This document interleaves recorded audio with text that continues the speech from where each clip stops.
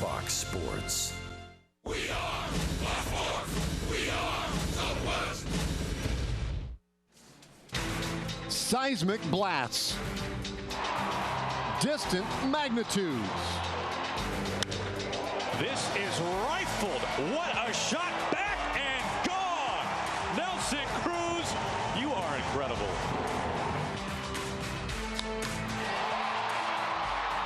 High in the air, deep to center field, a majestic shot. Tremors of the aftershock. Two of baseball's sluggers are in the epicenter tonight.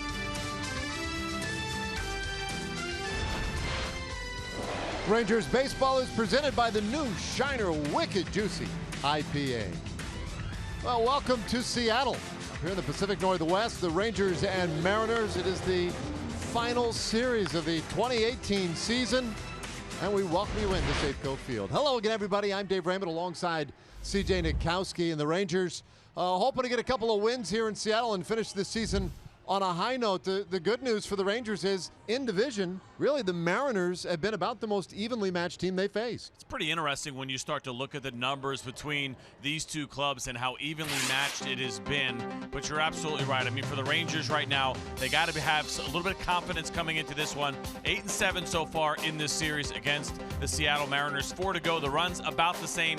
The batting average significantly higher for the Mariners. For both teams, a lot of home runs. How about 30 of them so far through 15 games? And the ERA's not very good for either club. The Mariners have won a couple of close ones, and so with 4 to go, the idea of finishing strong here for the Rangers, for a lot of the young players that are going to get that opportunity over these 4 games, very important. Yeah, in fact, speaking of young players, nobody over the age 28 in the starting lineup today, including the starting pitcher for the Rangers. Last time we saw Ariel Jurado was in a start against Seattle. That was back home, and it was a pretty good one. We'll put Ariel in the spotlight when we come back. Rangers baseball is brought to you by Ford. Visit your local Texas Ford dealer during the Ford SUV season. Ford is the best in Texas. By the new Shiner Wicked Juicy IPA. And by Southwest Airlines. Low fares, no hidden fees. That's transparency.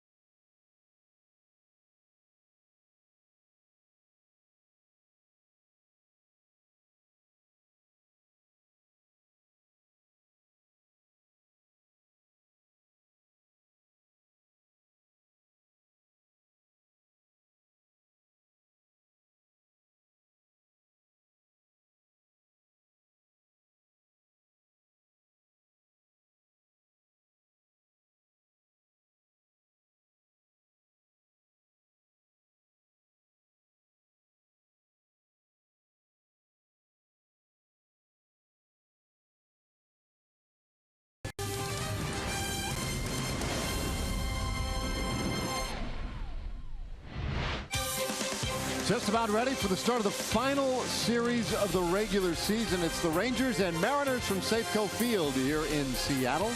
Also time for our Shiner Spotlight. The new Shiner Wicked Juicy IPA. And we have Ariel Jurado in the spotlight. His last outing against the Mariners, a good one. Yeah, he gets back-to-back outings against the Seattle Mariners, and always a little bit tricky when you're a young pitcher, but he was very good in the last one. Now, he wasn't starting that game. He was used as the primary pitcher, but he turned in a really good outing, 5 innings, couple of earned runs. He was keeping the ball on the ground, had a really good pace. That is always important for Jurado, so now a little challenge for the young pitcher as he gets the Mariners again this evening. Well, he looked good his last time out. You might not have recognized how he looked last night on rookie dress-up night. More on that when we come back.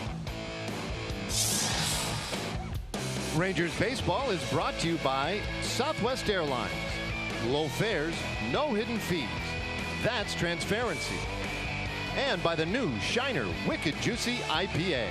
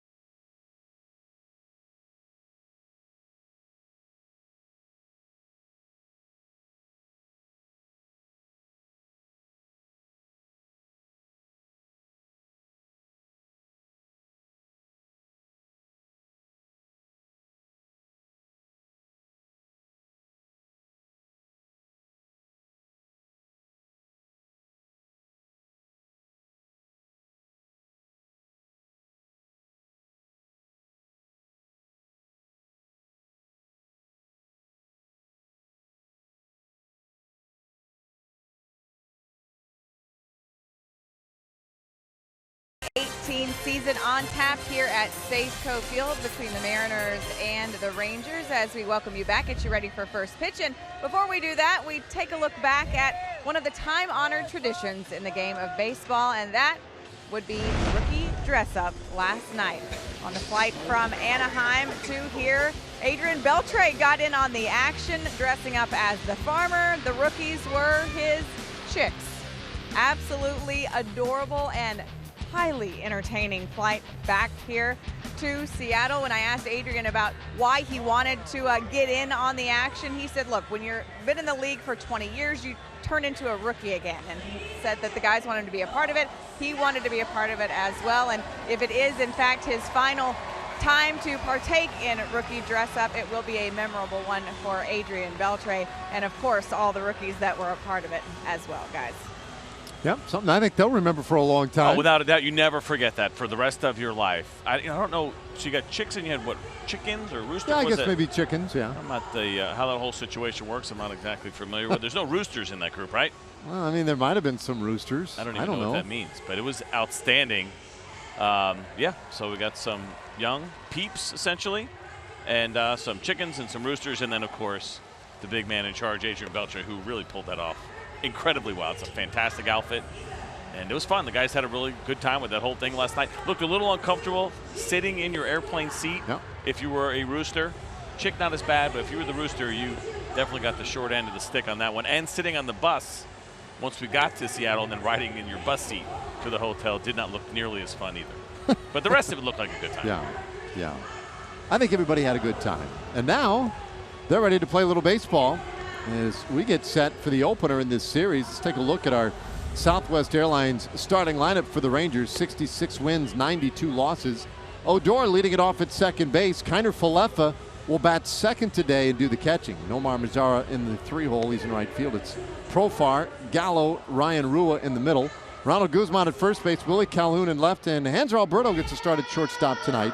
He will bat 9th. And they'll be going up against the lefty Marco Gonzalez this evening as we take a look at the Shiner pitch arsenal. And you see the two-seam fastball, the cutter, changeup, curveball, all used for the most part relatively evenly. That fastball, of course, a little bit more.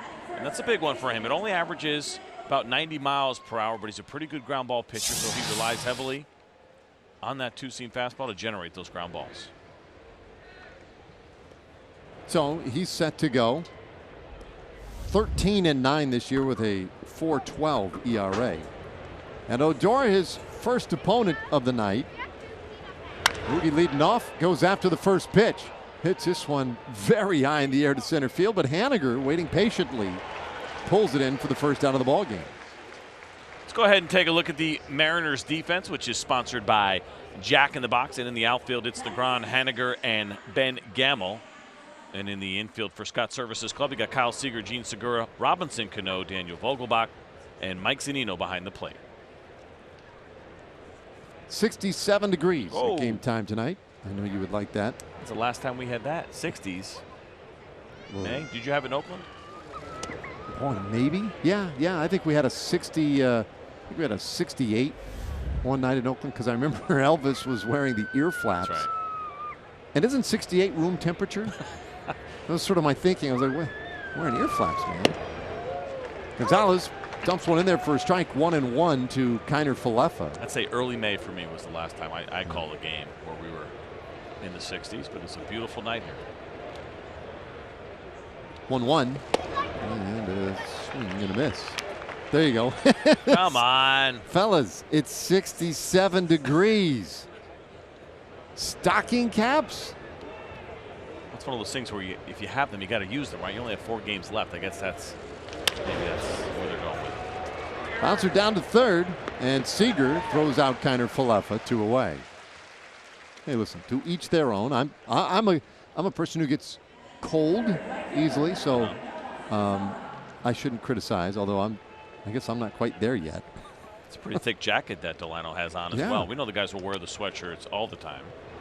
Now, what about for Bartolo, who always has no problem wearing sleeves and sweatshirts anyway? He wears the hoodie when it's 108 degrees. So do you think he's like the full boat, like the football full-length jacket, the puffy one? Right. Yeah, I mean, with the big gloves. I can't imagine how he's handling this tonight. Mazzara, the left side of the plate, and he's up there hacking. Yeah, you knew that Elvis would be bundled up. What does he got? Is that like a vest over the hoodie with the stocking cap? It looks like he may have ripped that off himself. I don't know what that is. It looks like a jacket with no sleeves. Yeah. Be good for if you had a motorcycle. You didn't wear anything underneath. Mazzara turns this one foul to count 0-2.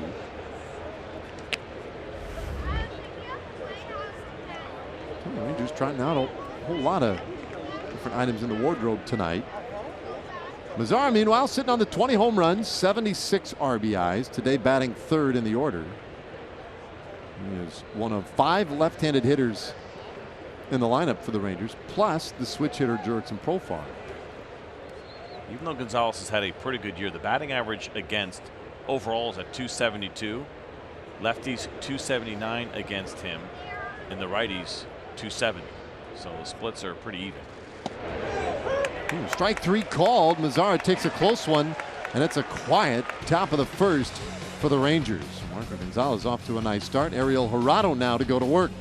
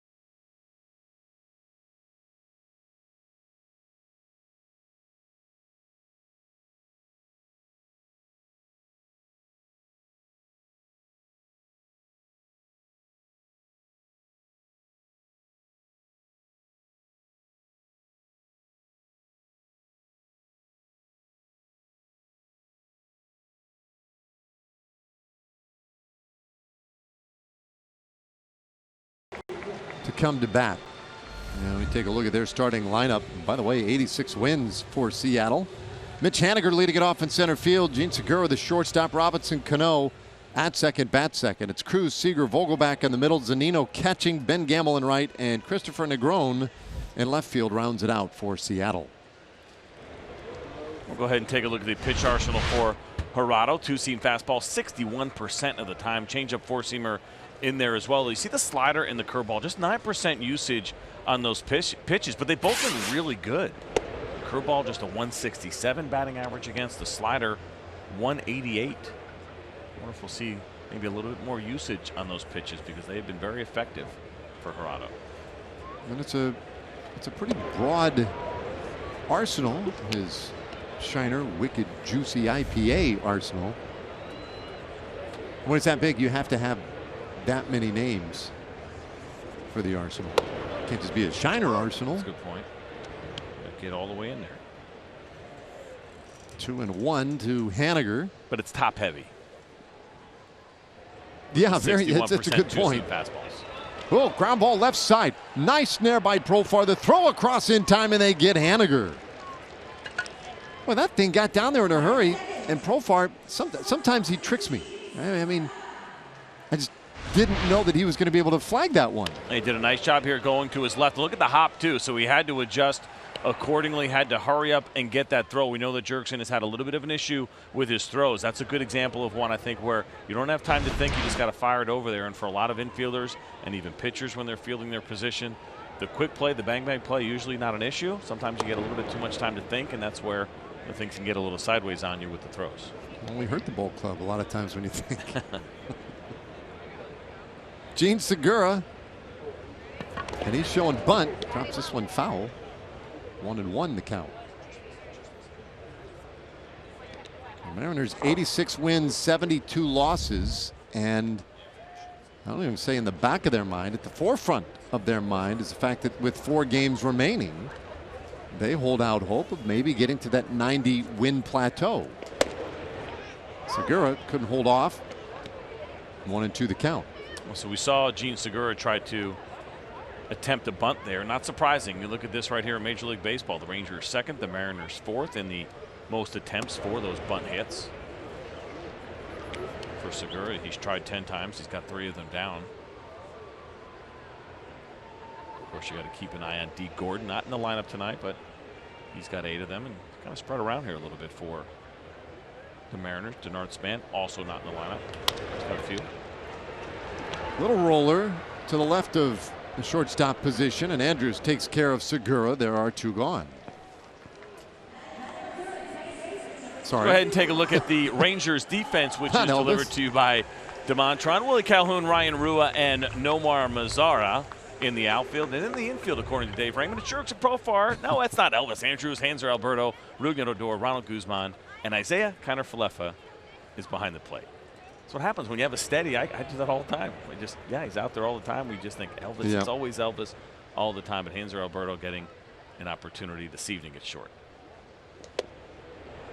Cano takes one off the plate for ball. Yes. Alberto with the start. So that's good. Also good to figure that out early. Yep. Get the mistakes out early. I wonder if there'll be, listen, I fall into that trap all the time. I wonder if we'll see less and less. I mean, you're still going to have your guys. We talked about this, right? All the moving around. And even Don Wakamatsu was kind of asked about that a little bit today and where this club is headed in the future as far as the flexibility that you have. Now, Elvis will, no doubt, I don't know, what, 95 to 98% of the games at shortstop and Rugi at second. But other than that, it'll be maybe a decent amount of movement depending on what happens this offseason. So you and I got to be on our toes. I think that's the biggest point of this. Yeah. It's really about us. No, and I think it's becoming more and more the case for every team that they're looking at having interchangeable parts at all the positions and just having that ability to move guys around in the order and in the field. Cano fights one off. The count stays a ball and 2 strikes.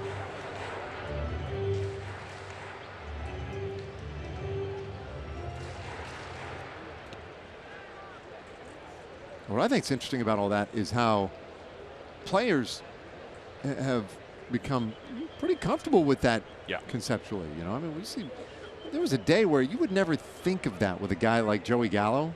Big, strong guy like that. No, you just find a spot and plug him in there. But the Rangers have been able to use him all over the field, and he seems to adapt real easily.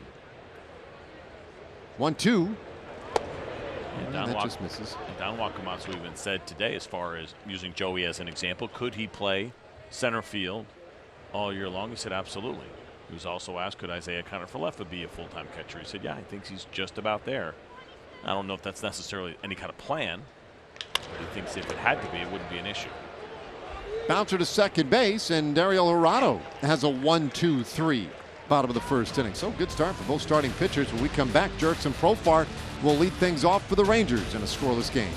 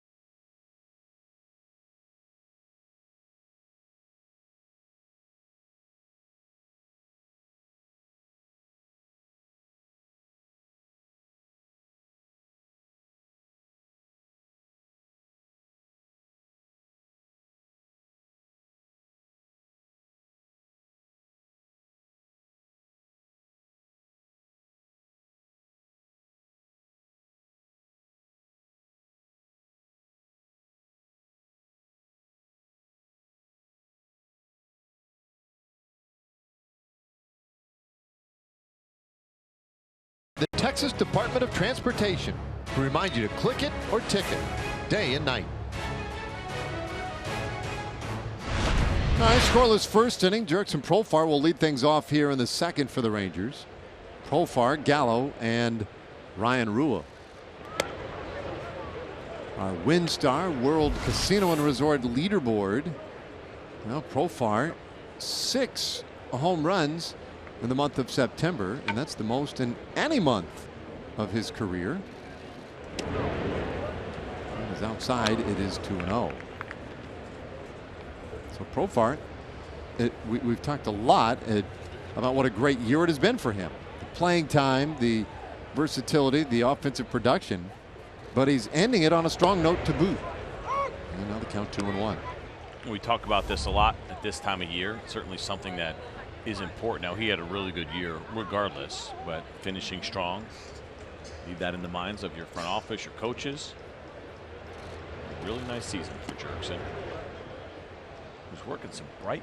Is that our monitor, or are those gloves really bright? Those are, yeah, those are visible from outer space. And the shin guard looks extra red.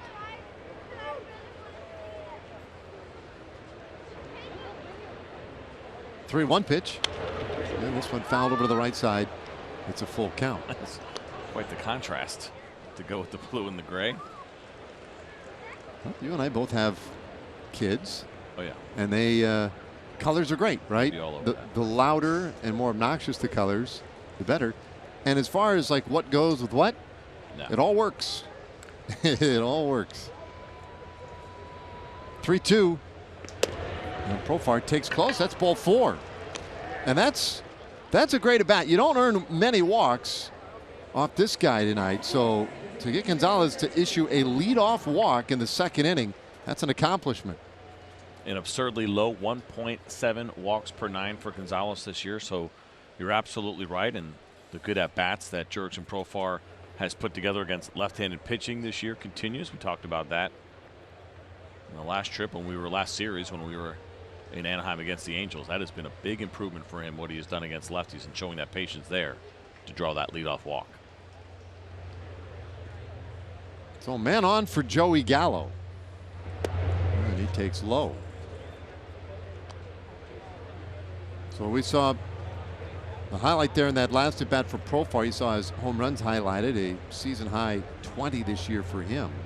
And Gallo hit number 40 for the year in that last series in Anaheim as well. So a couple of guys getting to some big plateaus this season, 1-1. Let's get to some StatCast AI, which is powered by AWS. And this is Joey Gallo's home runs the last 2 years, 40 this year, 41 last year, in the pitches in which he hit those home runs. The fastball is very similar. Sliders, what you see this year compared to last year, maybe less curveballs that have been hit out of the ballpark, and 10 feet less than the average distance, for whatever that's worth. But how about the average exit velocity? I know you get excited about that. Exactly the same. 40 home runs this year, 41 last year, and it is the same exact exit velocity to the decimal of 107.7. All the hits. FM 107.7. Barely. That barely Now, fits on the I spectrum. think the home run in Anaheim alone made the difference in the distance. Right, the one that he hit to dead center last year. Oh, the 490? Yeah. That's how you get the little bit higher distance. Well, last year, I mean, he had that one, and then he had that absurd home run at home. Yep. It went out over the Lexus Club. And That's a Hyundai well, Club. which If you have a Lexus, you're actually similar. not allowed to go there. that's not true. Well, they should think about just Merging. calling it the car club. Make it easier on some of us. Hit Good the night, roof. everybody. It's been fun. We'll So, see you if I tomorrow. understand this correctly. Elvis Andrews drove his Lexus to shortstop. Is that right? Yeah. After he got off work at Hyundai. 3-2, the count on Gallo. Holy smokes. Now, in your defense, we got him pretty late last night. I almost thought about opening the broadcast today with a disclaimer because I've had more of these nights in Seattle where we come in at like 4 o'clock in the morning. The next day, you know, I've got Clem Cadittlehopper playing right field and who knows, Biff Pocoroba and right. I mean, I'm a mess on these days. Well, what's tough is that you get in late, and even as a player, you go through this. You're like, well, I'll just sleep in. And some guys are really good at that. Me and you are not two not of a those talent. guys. And I think as you get older, it gets a little bit more difficult. Closing eyes at whatever time it was, 3:30. Yeah, I'm going to sleep till 11. 6:45, here I am. Bright-eyed. Lead at first for Profar in the 3-2 pitch. And that is strike 3 called. Gallo, a close one. He thought he might have earned the walk there, but instead, strikeout, first out of the inning. Well, next season, we will open the regular season at home against the Chicago Cubs. And your opening day tickets, well, those are a lock when you become a season ticket holder. And 2019 season ticket holders also get first in line for season tickets at the new Globe Life Field. Full and half season ticket plans on sale now. Just go to TexasRangers.com/seasons. Ryan Rua, the adult in the lineup today for the Rangers, over 28 years old. And when you're a little kid, you're not 8, right? You're 8.5. You still go halves at 8? Oh, for sure. You go halves, I think, till you probably about the time you become a teenager. I'd like to think you capped that at 3. 4 maybe. No 4's way. pushing it, yeah. When you're a kid, you were just 8. Oh yeah, 100%. Oh man, no. You take the halves And the have-nots. until your teen years. Ryan's basically 28.5. And so he is by far the oldest in the lineup today. In fact, the Rangers not only going with a really young lineup, they've got probably the most experienced bench in baseball tonight. You got some guys you can pull off that bench if needed as Rua strikes out swinging 2 away. And represents some of the better hitters in the game. So as an example, you take all the hits for the starting lineup tonight, and they have a little better than 1,900 combined career hits. Elvis Andrus, Adrian Beltre, and Shin-Soo Choo on the bench today. they have over 6,200, more than 3 times the hits of the entire lineup. They're sitting there on the bench. Yeah, pretty amazing. We did see Elvis, of course, have the big pinch hit. Yeah. We played the Angels a couple of nights ago, so that certainly could be a possibility. You have the experience. You have the option to play left-right with Chu, if need be. Guzman takes down low, 1-1. But after that travel day yesterday, I think Don Wakamatsu deciding, well, maybe the older fellas could just use a little time. So looking at those two guys right there, Delino and Elvis, you think that you ask Brandon what kind of hat you want, or does he just give you whichever one he wants to give you? Interesting, manager. yeah. So Delino had the pom-pom on top. Elvis did not. Do you ask or you just receive? I think you ask. If it's anything like growing up, of course, there's a big cardboard box somewhere with just a bunch of junk in it, and you root around in it. You think that's how it happens? Just try to find the matching gloves. Yeah, exactly. Ball and 2 strikes. And Guzman reaches out, taps this one to the right side of the infield. And that makes for a routine play for Robinson Cano. And the inning is done. Rangers got a leadoff walk, but couldn't advance, and we played an inning and a half, no score.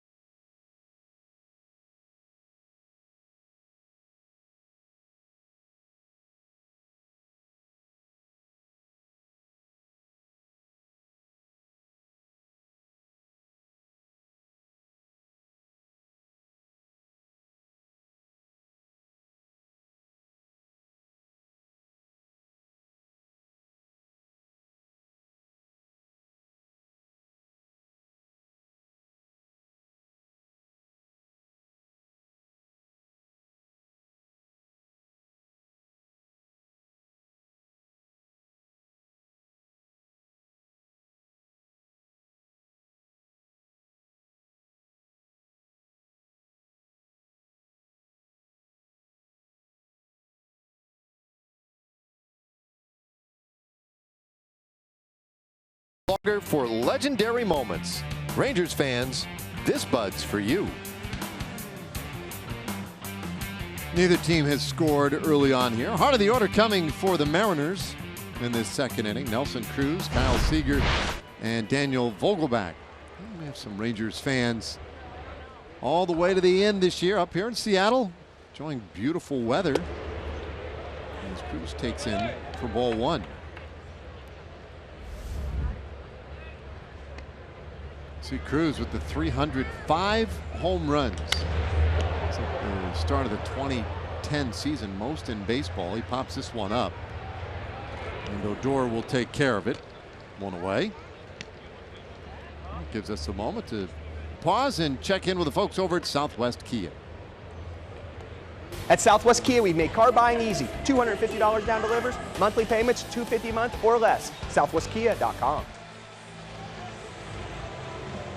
That's a first out in the air tonight against Dorado. First inning, 3 ground outs. That's his game. You want to see him getting out on the ground. That usually means his good stuff is working. 4 wins, 5 losses, an ERA over 6 for Dorado. Yeah, it's been good. 51% ground ball rate. League average about 44% usually.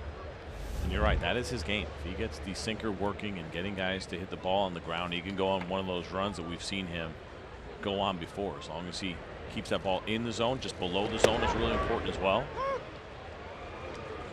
That's the better version of Gerardo, which we have seen at times. It's gotten away from him when he hasn't had that sinker, and that's where things can get a little dicey for him. Wants to Kyle Seager here. Seager fouls that one away. 1-2 the count. Has not thrown a first pitch strike yet. Doesn't matter. Got his first 4 guys out, 0 for 5 so far. Yeah, we've seen this a couple of times recently where the starting pitcher has a little trouble getting that first one in for a strike, and yet still manages to do all right. Yohander Mendez last night, in fact, was really struggling getting the first pitch in for a strike. You never want to do it intentionally, but there are certain guys that can get away with it. And I think Gerardo is one of those when his sinker is there, even if he's missing, because that's what happens with sinker ball pitchers. You're going to get low strikeouts, and the walks may be a little bit higher than you would like, right? And that's because that ball's falling out of the zone a lot. That also means you may fall behind early in the count, but if you get that sinker on the plate, you can still get the contact that you're looking for. That's always the give and take with the heavy sinker ball pitchers.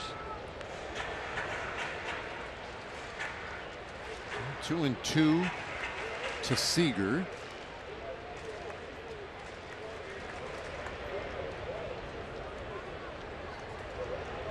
Pitch on the way, and that one is outside. It's a full count. Seager, a left-handed hitter, and he has done some good things against left-handed pitching.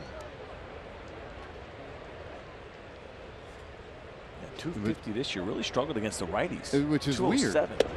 And he swings and misses here. So once again, has a little trouble with a right-hander, and he's striking. In fact, he's now 0 for 3 this season against Gerardo. Well, here's that 2-seam fastball. Watch this thing finish off the plate, almost identical to the pitch before. Maybe a little bit later movement that Kyle Seager could not pick up on. That's the good sinker from Gerardo. That one stayed up a little bit, but it's the late movement that generated that swing and miss. So 5 up, 5 down, and Daniel Vogelbach takes off the plate, and there's another first pitch that misses. 0 for 6. Love it. I mean, I don't love it. I love that he's getting guys out and hasn't done it. Vogelbach hits this one right through the left side of the infield. Rangers were set up for him to hit it to that spot, I guess. I saw where Profar was positioned. You only have one infielder on that side of the infield, and he was pretty close to it. I think the Rangers were expecting a little bit more pull from Vogelbach. Now you see here how that ball was left up a little bit. Now they're not worried about him hitting the ball down the third baseline, obviously. And Gerardo got that ground ball, but it was a hard one. A couple of big dudes right there chatting it up. Vogelbach looks like he's trying to get Guzman's attention. Guzzi locked in. Mike Zunino now, and he swings and lines one to short where Alberto jumped nice and high, although maybe didn't have to jump as high as he did. He pulls it in, and the inning is done. And so the Mariners leave a man. We go to the third.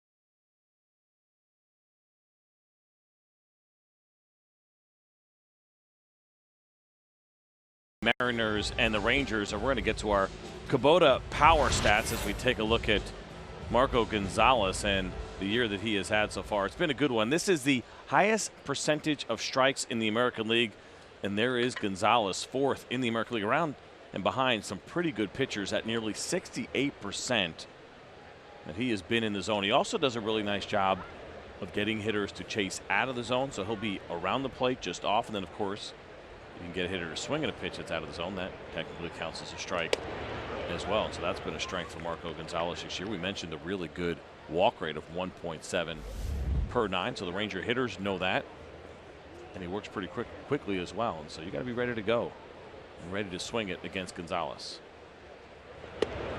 Calhoun takes a strike on the outside corner, 1-1. Willie batting 8th today and starting in left field.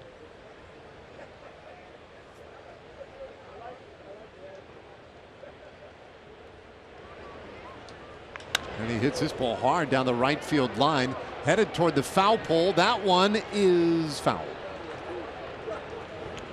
He knew it too. I thought there was a chance that maybe that could stay fair and get out of here, but Willie Calhoun took just a couple of steps out of the batter's box and realized that one was going to hook foul. Just a little bit in front of that Marco Gonzalez pitch. And now the 1-2. And this one the other way down the left field line, and that one's slicing foul. Okay, he's trying both sides.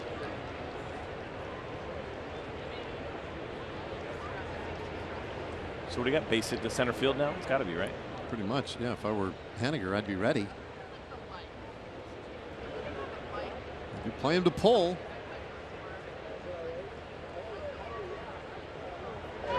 Check swing, and that one is off the plate. 2-2.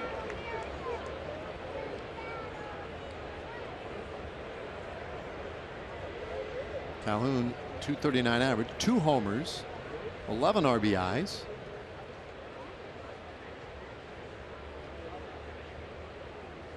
And he hits this one foul to the right side again. That pitch was way in. Reminded me of that pitch that we saw Ohtani swing at the other night. Almost hit him. How far in this ball is. They're set up in. Now Willie Calhoun is on top of the plate, so he really forces the left-hander to get it in there if he's going to go in. There's not a lot of margin for error. Now let's look at that. He looks almost like he's a little bit further off the plate now.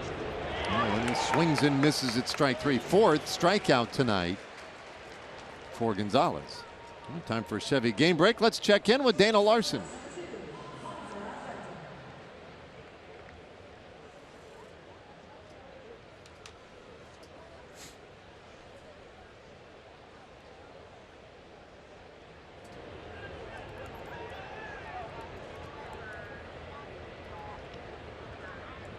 Ooh. It's the ultimate great teammate move. I mean, I know you would stick up for me if it cost you $500,000 at any point. No, I don't think I would. Think it over. I don't need your answer just yet. Okay, hang on. No, I wouldn't do it. One strike pitch. Not only did he do it, but then he had something to say to the dugout after the fact. He had the hit by pitch and then a little squawking into the Rays dugout after the fact. Alberto pops this one foul out of play. So you got to really kind of be incensed, right? I mean, well, here's two ways to look at it. For the rest of us, that is an absurd amount of money. CC Sabathia in his career earnings about $250 million. Oh, he's made $250 million in his career. So he doesn't care. Little pop up off the handle near first. That one drops in, and nobody covering first. Vogelbach trying to make a sliding catch, couldn't quite get to that one. That is incredible right there. You don't see that very often at all. Broken bat, a pop-up that doesn't get very high, and that gets an ear-to-ear smile for Andrew Alberto. Watch this here. He got jammed. The bat was shattered. You know what? That got up kind of high enough, but Vogelbach, he's a big dude, not known for the speed, and he tried to tackle it. Couldn't quite get the full extension. That's why I don't think it mattered if anybody was at second base. Anyway. So Rangers have a base runner and they have a hit. The last time We saw Marco Gonzalez. He allowed only the 1 hit in his 6 shutout innings. That was last Saturday in Arlington. And he pumps this one in for a strike to Rougned Odor. You said $250 million. $252 million, according to Baseball Reference, career earnings.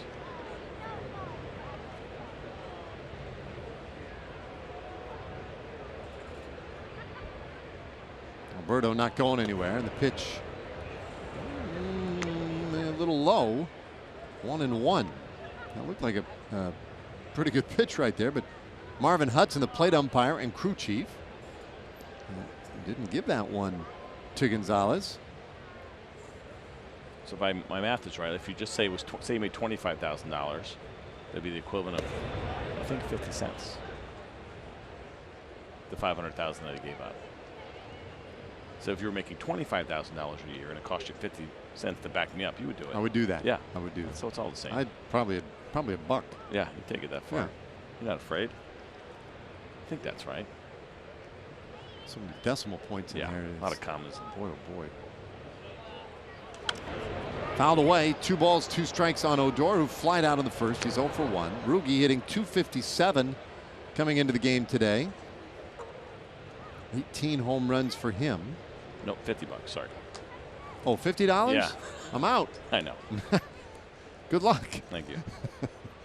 Just keep your hands up. Don't let him hit you around the head. There's a toss over to first. And Alberto's back in there. Boy, this has really been a real great test of our relationship. Yeah. I'm in for 50 cents, maybe even a buck. $50, that gets a little steep.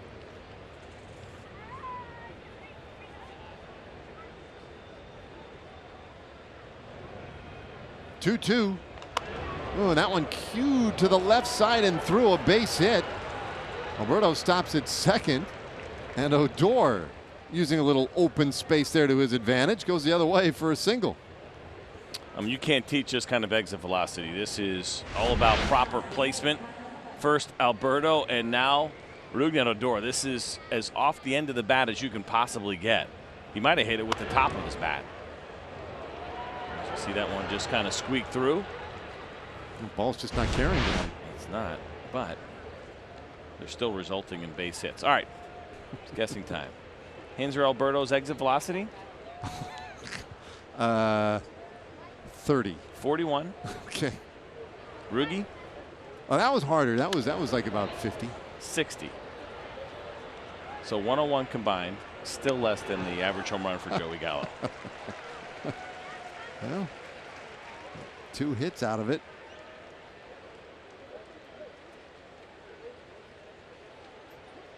Ain't pretty, but it works.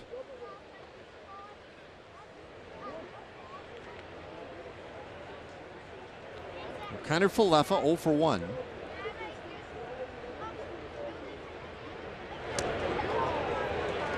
in the hole here now. No balls and 2 strikes. Isaiah, .264 average. The 4 home runs this year. And doing a little more catching. He's caught more this year, I believe, with this start today. Well, more games, more starts behind the plate than in any other season in his minor league career. That one is strike 3 called. A low strike call that time for Gonzalez, his 5th strikeout of the evening. Well, you can take your Rangers fandom to the next level by owning a piece of the game. Yeah, check it out. See how you can buy anything from game-used baseballs to bases, as well as a lot of autographed memorabilia.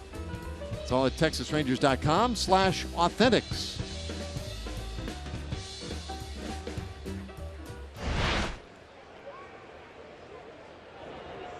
Let's see, Gonzalez has induced 2 ground ball outs, 1 fly ball out. Everything else has been a strikeout.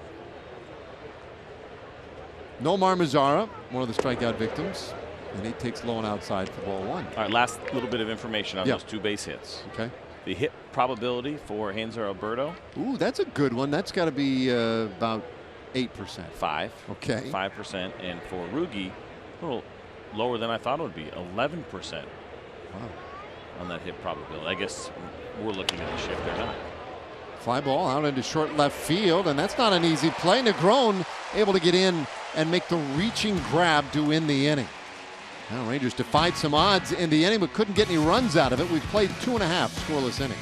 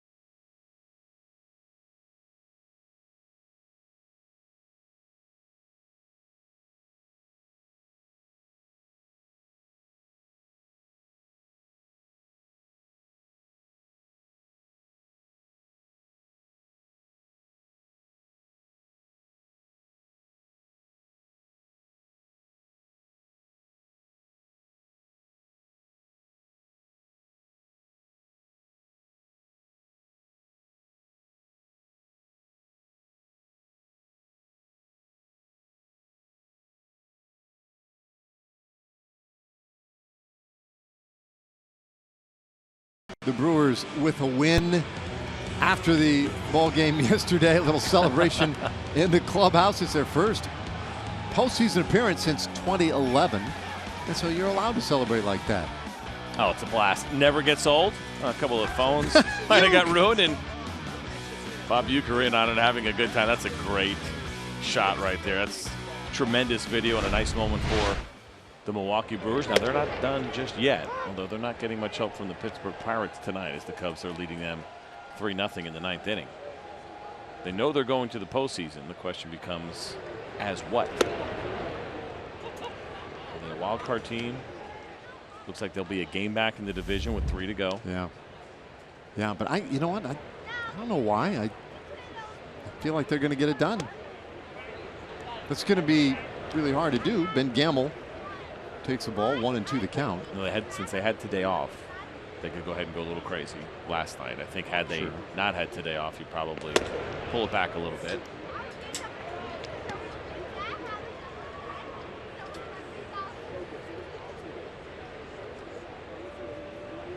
Two to Gamble. And he'll hit this one in the air out to right field, but Mazzara was shaded towards center and able to pull it in, one away. Let's take a look at the postseason setup right now. And again, there's still a little to be determined, but you look in the National League, Brewers currently a wild card, and they would play the Dodgers for the opportunity to see Chicago, whereas the Rockies and Braves in the division series as things currently stand.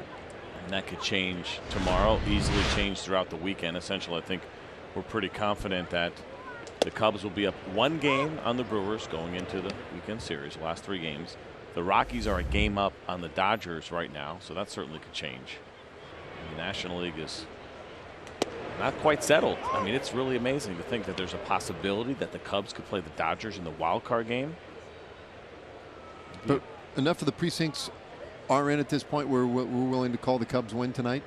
I'm looking up, and it's over your left shoulder. It's the 9th inning, and they're down. They're up 3-0. Okay.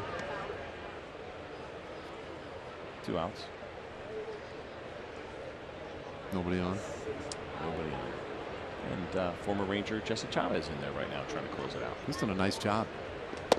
Swing and a miss, and Negron goes down swinging. Second strikeout tonight for Ariel Jurado, and he's off to a nice start. Yeah, let's take a look at this pitcher. Mentioned the curveball and the slider that we don't see too often from Gerardo, but there's a really good slider down and away at 86 miles per hour, and that pitch becomes really effective because of the strong usage of the two-seam fastball that he uses inside to those righties. And like I said, I mean, you don't just look at batting average and say, oh, hey, you should throw that pitch more. And there's the good two-seamer with the good movement. That's actually really nasty, that one.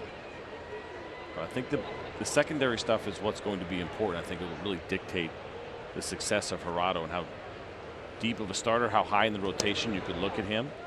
The consistency of the two-seamer and the movement. You always throw strikes, and then those secondary pitches and how good they are. I really like that slider that he just used down and away in that spot. 1-1. And that one misses low. Now, Gerardo, 3 ground balls in the first inning. Hasn't had a ground ball since, but a couple of strikeouts. Pop up and a line out. 2-1. And there's a bouncer, but foul. It'll even the count. Haniger in the leadoff spot. And the Mariners have, I don't want to say that they've stumbled on this, but it's been a pleasant development for Scott Service here in the last month or so of the season. 2-2 pitch, that's fouled away. We'll do it again.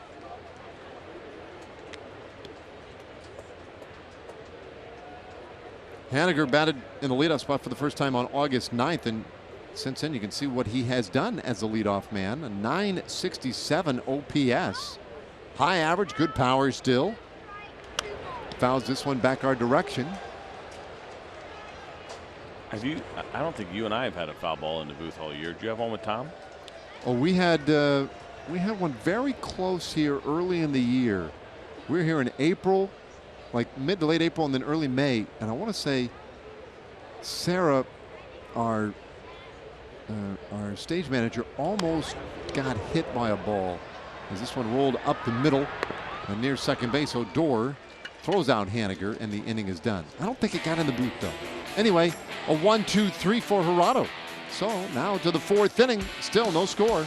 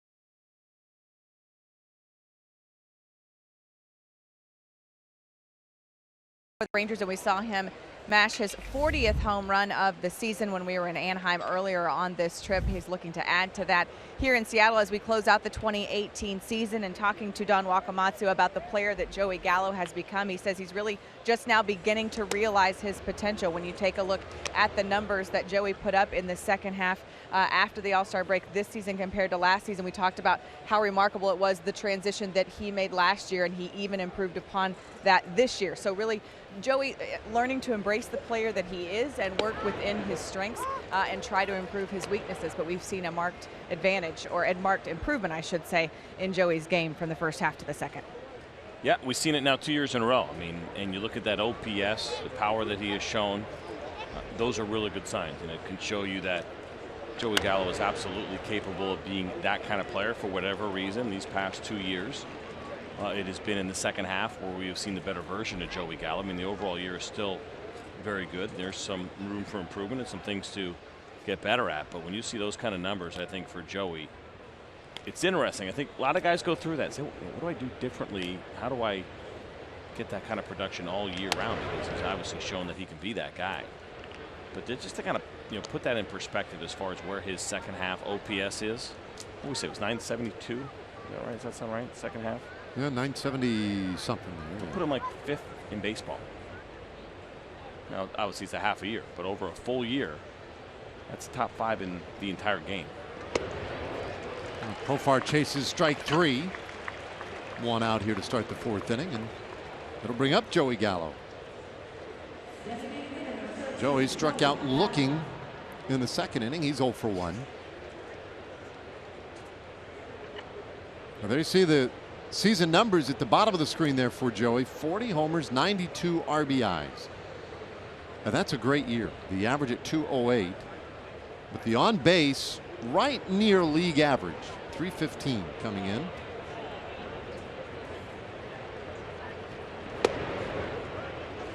First pitch for Gonzalez off the plate now. I don't know if you happen to see the article. It was earlier in the week. It might have been late last week even. And this one pulled down the first baseline. Foul ball. And the count is 1-1. You talk about strikeouts and I don't know the effect that can have on a guy mentally, that kind of thing. And he's not the only one who struggles with strikeouts. And I mean, 204 this year for Joey Gallo. I think, and it's the point Emily was kind of making, is that he seems to handle it pretty well, right? I mean, he seems to have some peace with who he is as a ball player and what that means, like statistically and all. This one pulled again to the right side, but very well played. Cano back deep, and he throws him out for out number 2. But there was a really interesting article on Chris Davis. And I can't think of where I read it. And what the struggles, especially with strikeouts, have meant for him. Like, it has almost broken him. I wonder why. The failure, the struggle. Like currently, even now? Yeah. It was an article that just appeared like a week within this last week. So it's in 40+ home runs for Chris Davis. We talked about this a lot, right? That 247 batting average that he had 3 years in a row. It's 249 this year. Not Chris with a K. Oh. Yeah, no, the Orioles. Chris Davis bad. I'm sorry. Was unfortunately he's had a tough go of it. 16 home runs this year and just short of 200 strikeouts. Yeah, well, that Chris Davis, the Chris Davis with a K, he's not suffering any crisis of confidence. But he's got 170 strikeouts. Yeah, 195 last year, but he's leading baseball in home runs right now. And Joey Gallo's not that far off from that. I don't worry about the strikeouts as much. I don't worry about anything with him. I think we'd love to see a higher batting average. I think it would make everybody feel good. He gets crushed by the shift, and I don't know how many adjustments I'd really want him to make, because you don't want him to give up any of that power. No, I agree. He's lost 26 hits to the shift this year. He's only gained 8. His batting average otherwise would be 245. You'd be okay with that. That's right at league average. A league average batting average with 40 home runs, you'll take it all day long. And so what you do about that, the idea of shortening up and trying to hit ground balls the other way, I don't think I would want Joey Gallo to do that. A bunt here and there, maybe. I don't know. But every time he goes to square to bunt, it guarantees he will not hit a home run in that at bat. It's just one of those things, and a lot of guys are getting hurt by it. Yeah, He's certainly not the only one. The article, by the way, was SI.com. I've heard of it. They used to have a great magazine come to your door and everything. This one hit in the air deep out to right field, but again, not going to get out. That one's just shy of the warning track, and that will do it for the Rangers in the 4th. We go to the last of the 4th inning, 0-0.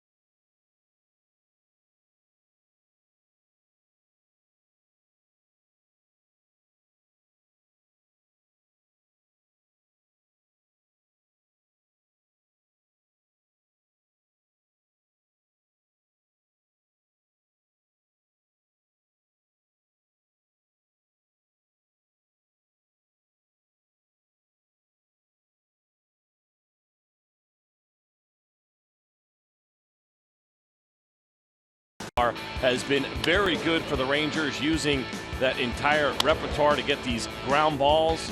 Some swings and misses in there as well for Gerardo.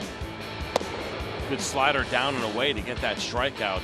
And it's been a good evening so far through 3 innings. And you see the pitch usage so far from a percentage standpoint, pretty much right in line with what he has done so far this season. Lots of fastballs, a little bit on the changeup, curveball, and slider for the Rangers right hand. Oh, Joe, look at that. First pitch strike to Gene Segura here in the 4th inning. Segura, Cano, Cruz. Second time through the order for Gerardo, and he's ahead 0-2. And that'll be something to keep an eye on. The batting average for him, first time through this year, 281. Jumped up to 325 second time through, and then third time 371. And part of those numbers, I think, are what led and have led the Rangers to try him as that primary pitcher using the opener, so he wouldn't have to see the top of the order, the strongest part of the order a third time through, but you could still maximize the pitch total. But when he gets locked in with the two-seamer and he gets those steady ground balls and weak contact, I don't think it's nearly as much of an issue. It's just a matter of whether or not he brings his A game that night. Bouncer right side of the infield, and Odor out into the grass at right, throws out Segura. And that is the first out of the 4th inning. Brings up Robinson Cano, our TXU Energy power player to watch tonight. And Cano against the Rangers this year has had some pretty good at-bats. 7 hits in his last 12 at-bats. A .440 average this year. A couple of homers. OPS over 1,200.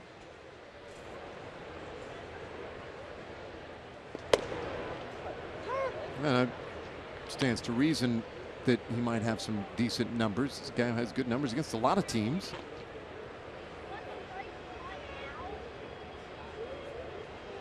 All right, now Cano playing some of his better baseball. You go back since the beginning of the month, or basically the beginning of the month. Let's call it the last 20 games now. And Cano is hitting .364, 7 doubles, 4 homers, and 17 RBIs in those last 20 games. Working on a current 8-game hitting streak. 0-2 pitch. One thing we've noticed here with Gerardo against the lefties, we saw it with Seager when he struck him out. Seems like there's a little bit more horizontal movement on the two-seamer, where it's staying on the same plane, not quite getting the depth that we saw when he was facing Ben Gamel, or excuse me, not Ben Gamel, but I think it was Mitch Haniger. The two-seamer had a little bit more dive to it. Up the middle, Alberto behind the base, and he throws out Cano. 2 gone. Well, hey, we invite you next year, entertain some guests at Globe Life Park with a night of hospitality in a suite. Suite rentals include parking passes, a suite attendant, concierge service, and recognition on the center field video board. Go to TexasRangers.com/suites and put down a deposit for a suite rental in 2019. All right, Nelson Cruz 0 for 1. And he'll take inside. 2 out here in the bottom of the 4th inning. No score.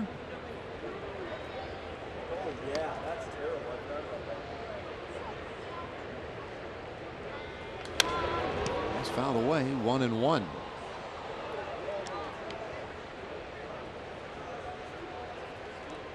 Cruz has maintained some pretty remarkable consistency even as he ages, at least as far as the game is concerned. This one pulled foul, 1-2. It's the last of a 4-year deal for Cruz, and he is the only player in the big leagues with 35 or more home runs in each of the last 5 seasons.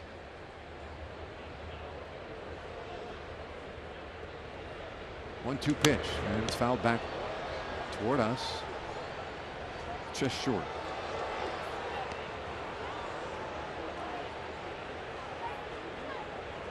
So the fact that he's the only guy who's been able to do that the last 5 years, that's pretty good. And only 5 players who have ever done that. And he chases one in the dirt and strikes out 2 in the inning. So 1-2-3, 4th inning for Gerardo. He continues to cruise. He is looking really sharp tonight. Does a nice job here of finishing off Nelson Cruz, after some fastballs, goes to the breaking ball out of the zone and gets Cruz to chase it.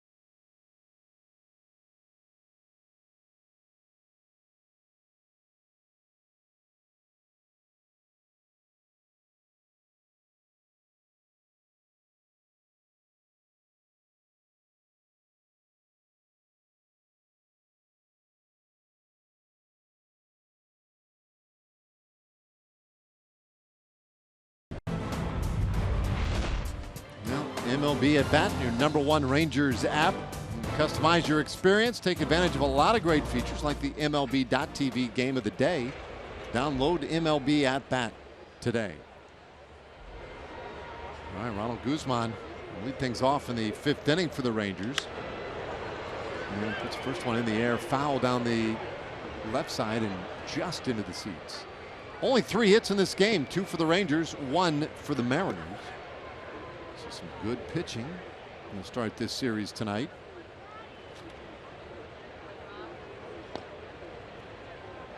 Rangers going with a very young lineup. Ryan Rua, the oldest player in the lineup at 28 years old. And this one again popped up back behind the plate and into the seats.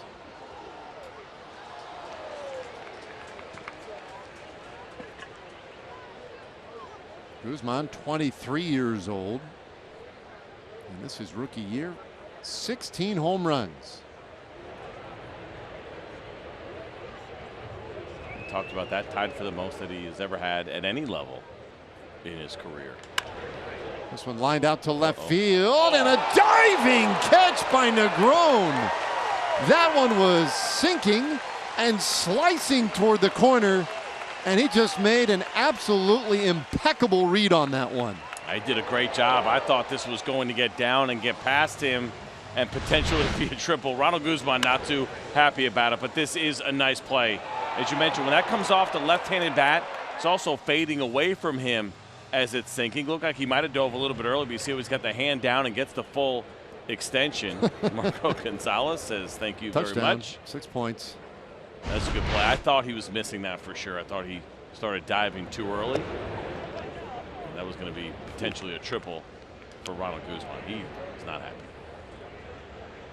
Now that is a big time play. One away here in the 5th inning.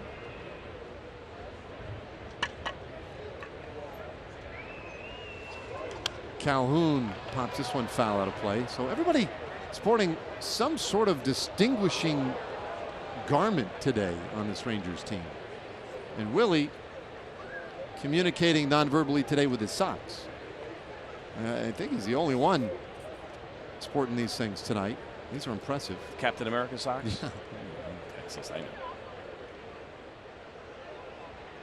1-1.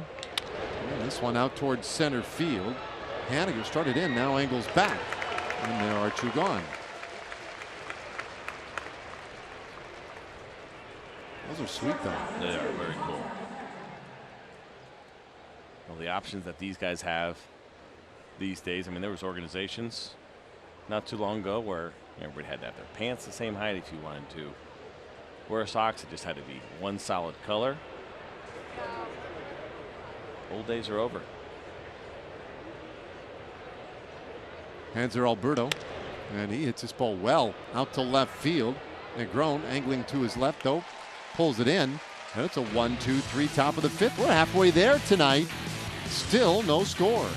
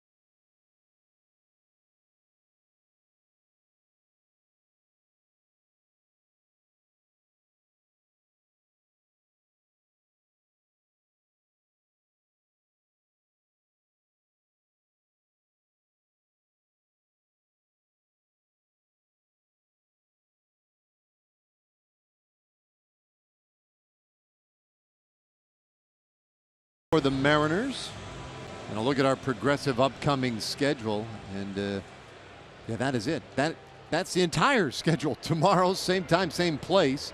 Saturday, an hour earlier, and then Sunday, everybody in Major League Baseball playing at the same time to wrap up the 2018 season. How cool is that camera? You a little creeped out though if you're out there in that section? Probably, yeah. This feels like it's a boom, right, or whatever. But what do you call it? Jib. Thank you.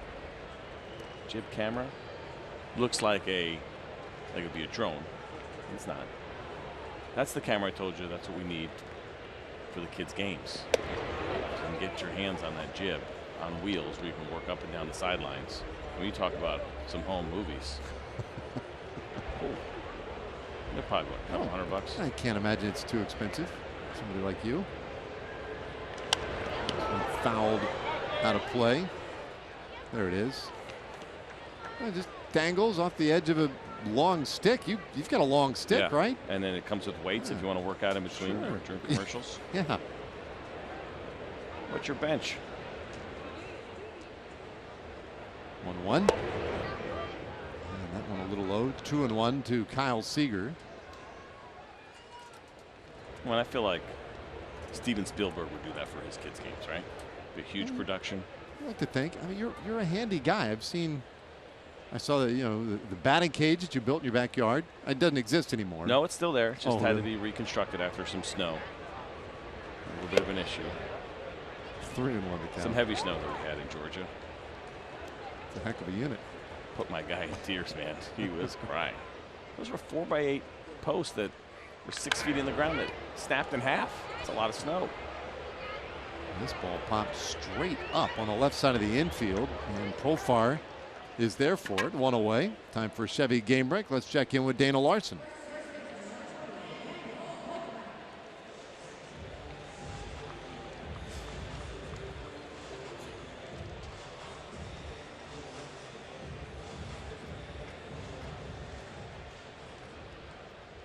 Man, oh man. I love it. Which fan base you think of the postseason contenders is panicking the most right now?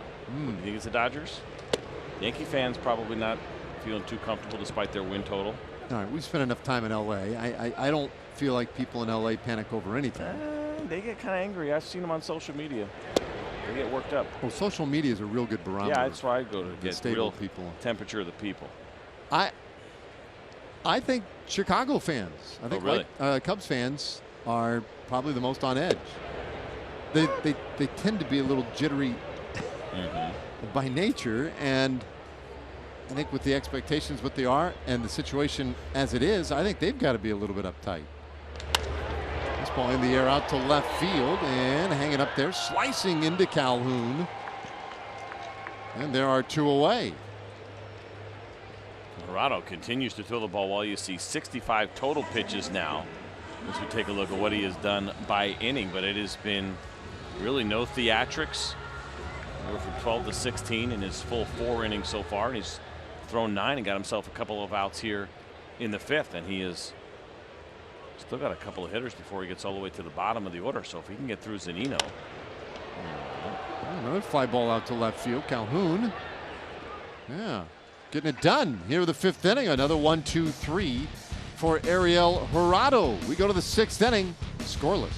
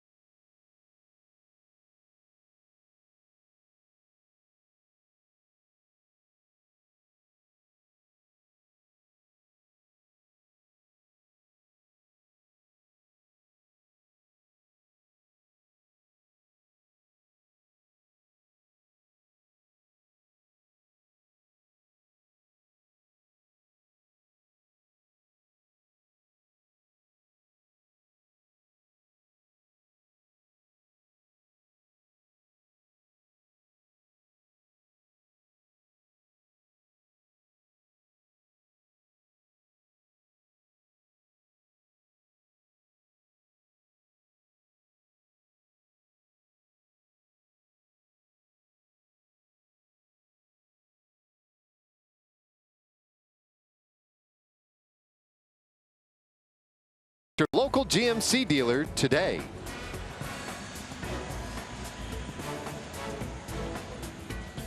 Well, neither team able to get anything going offensively so far tonight. And we go to the 6th inning, our who's in, who's out pitching change. Sponsored by In-N-Out Burger. So, the man who's in, James Pazos, Marco Gonzalez, out after 5 innings. He had a good run too. I mean, it was 5 innings, 2 hits, 1 walk, and 6 strikeouts. But you take a look at the numbers for Pazos; they have been very good. Game number 58 for him, and a very nice 2.87 ERA for the Mariners left-hander. The splits have actually favored right-handed hitters so far. The lefties this season hitting 265 against Pazos. The righties hitting 232. You'll see a pretty good fastball that is averaged 94 miles an hour. And a slider that's averaged 79 miles per hour. Simple 2-pitch mix.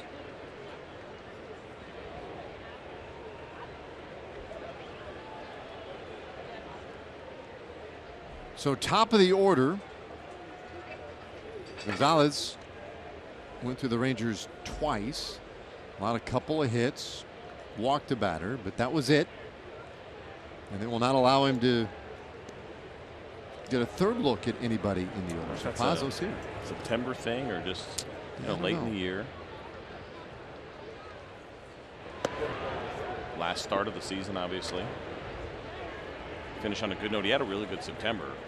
Gonzalez had really struggled in August. But September's been a really nice bounce back season, or excuse me, month. He had a 10.35 ERA in August, 2.25 in September coming into this one. 1 ball, 1 strike on Odor, who has one of the Rangers' 2 hits. Just squibbed one out into left field with a pretty substantial shift on against him.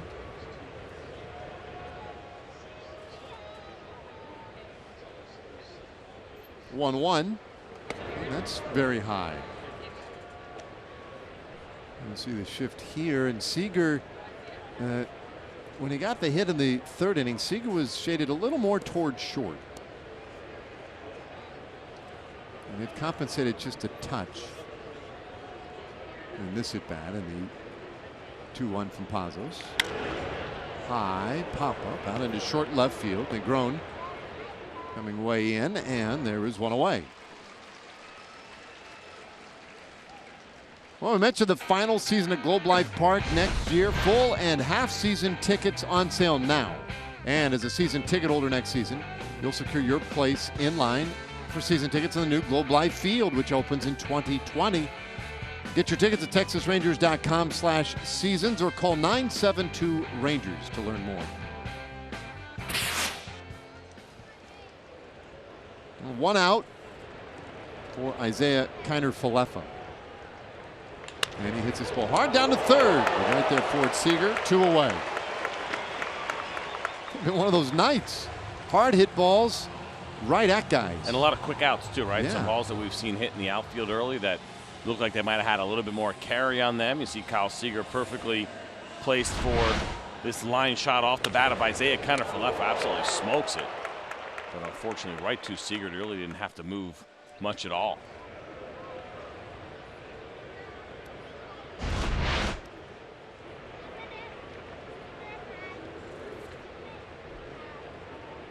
So 2 gone for Nomar Mazara. He struck out and flied out 0 for 2. Pazos up high with ball 1.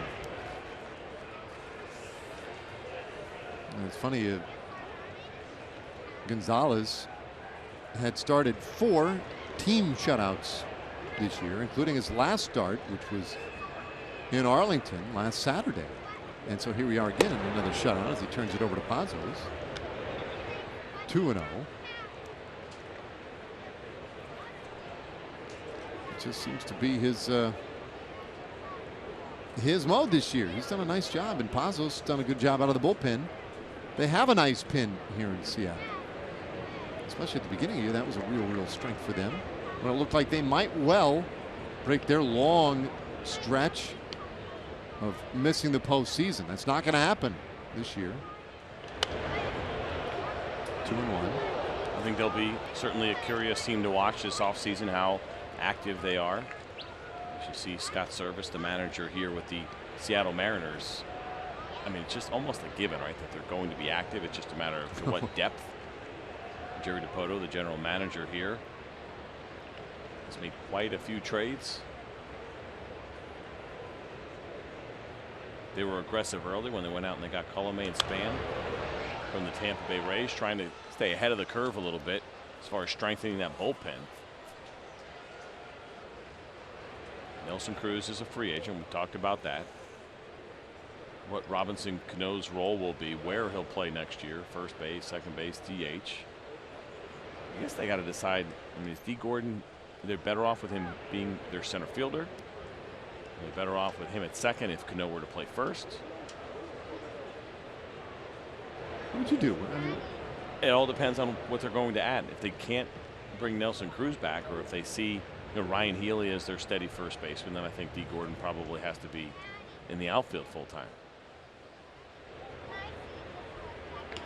2, and that one bounced up the middle and through a base hit. Third hit of the night for the Rangers. And easily the hardest base hit of the night for the Rangers.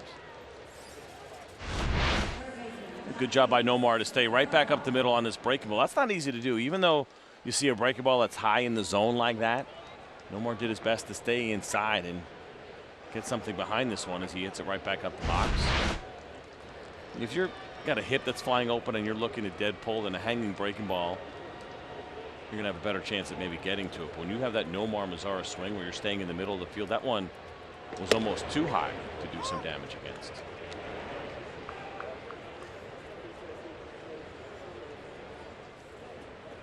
So a base runner now for Jurickson Profar, who's walked and struck out.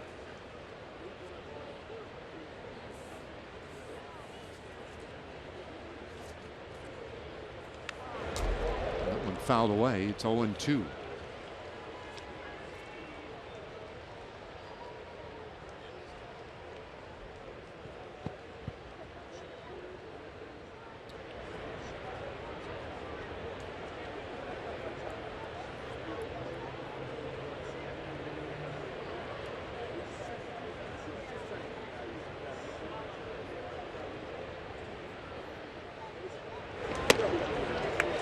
Far swings and misses at strike 3, and so Pazos comes in and falls right in line with everybody else. A scoreless top of the 6th for him.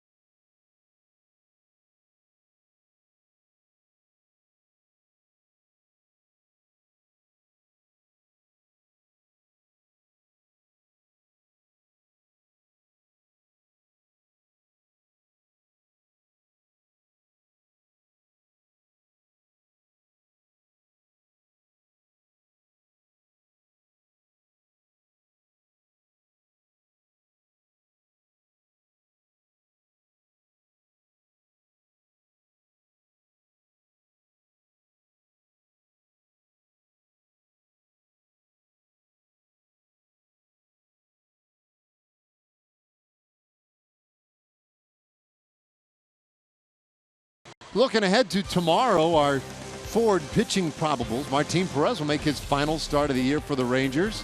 And he's done a nice job since jumping back in the rotation. Wade LeBlanc will take the ball for the Mariners. 1-1 record, a 2.76 ERA in his last 3 starts. Now Lorado puts the first one in there for a strike to Ben Gamel now. This is the 8th place hitter, Gamel. Flied out in the 3rd inning. 1-1 the count. It'll be interesting to see with the way Jurado is throwing the baseball tonight, how far they allow him to go. 1-2 the count. Because once he's done with Gamel and then Negron, who's waiting on deck, then you know, we're talking about the 3rd time through the order. Southwest Airlines bullpen live look. Might be giving us some indication. Matt Moore getting ready out there. So I would say, based on the lineup, that you would look at Jurado having the next 4 hitters. Robinson Cano would be the 5th, and that's most likely when we would see Matt Moore. Appears to be kind of headed toward that pace. You make that call down, Don Wakamatsu, Doug Roquel, whoever gets on the phone. If that's the strategy, Matt Moore up for Cano is the message that they deliver to the bullpen, so he can pace himself accordingly, or if they're worried about a pinch hitter, which you wouldn't see for Haniger, I don't think, or Segura. Well, roll around into right field for Gamel. And the Mariners have just their 2nd hit of the night, their 2nd base runner of the evening. Well, ground ball to the right side. It was well hit. Let's take a look at the pitch here. And the pitch ended up going over the middle. They were trying to get that slider in. And so that gave Gamel an opportunity to get that ball into right field. So a little bit of leadoff runner and a little bit of, let's say a jam just yet, but for Jurado now, because the order gets turned over, this becomes a really important at bat for him against Negron. And this one lined over first, but foul.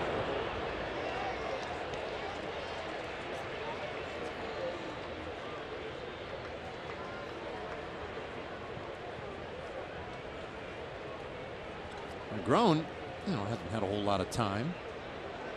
The average with that strikeout dipped below 300 to 292. Gamble has 7 steals and 10 tries this year, so they'll keep an eye on him.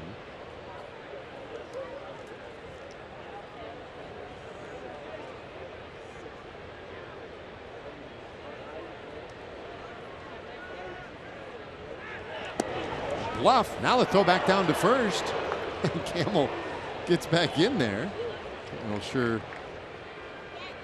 what he was doing. Well, sometimes you'll get the fake break, or it could be where he thought he had a jump and then changed his mind. Take a look at here how this went. So the fake break is sometimes to try to get a catcher to come out of his crouch a little bit early. And you do that when you're anticipating maybe a slider that's going to be below the zone, or even in the case of Gerardo, two-seam fastball. Now bouncer up the middle. Quick step on the bag for one. The throw to first. In time double play. Good positioning for Hanser Alberto, and able to turn in the 6 unassisted to 3 twin killing. Well, really good job by Alberto, because that one wasn't hit very hard. And so the idea of making sure you catch this ball first, really good two-seam fastball in on the hand. So watch it here. You don't want to panic. You don't want to try to rush that throw. You got to wait till that ball gets there before you field it and step on the back. So it's great timing, great patience. And now if Gerardo can finish Haniger off, take a look at it right here. See that two-seam fastball run in. Good job by Gerardo to pull the glove back too. You see him start to reach for it. See those turn into a disaster once in a while, but if he can finish off Haniger, I'd say that probably would signify the end of his evening, and this would be a pretty tremendous one for Gerardo. He's still under 80 pitches for the night. And he has faced one over the minimum. The 1-1 pitch, that is outside, 2-1. So twice this year he's gone 6 innings. August 16th, the most recent occasion against the Angels. Also did it at Houston in late July. And a little tapper toward third. Backhand, and the throw from Profar got away. And this one into the seats. So Haniger goes to second base. Profar got his feet tangled up and had a little trouble getting the ball out of the glove. And once that happened, you almost feel like you've seen it before. Everything kind of sped up on him a little bit, and the way that he fielded this ball off to the side, I think you're right. He fielded it a little bit awkwardly. I don't think he expected that ball to spin away. It looked like it may have a little bit on Jurickson Profar. Let's take a look here. Watch how he turns side. See how he catches that off to the side a little bit, and there's a little stutter in the glove, and that could have been on the exchange. We mentioned this earlier. He made a nice play on a ball where he didn't have time to hold the ball like this. See that right there? That little kind of tap timing mechanism might have got him jacked up a little bit. Fortunately, the throwing errors have just been a little bit of an issue for Jurickson Profar this year. Yeah, but a weak tapper back to the mound, and safe to say that Gene Segura was willing to accept the out. He hardly left the batter's box. Yikes. Inning over.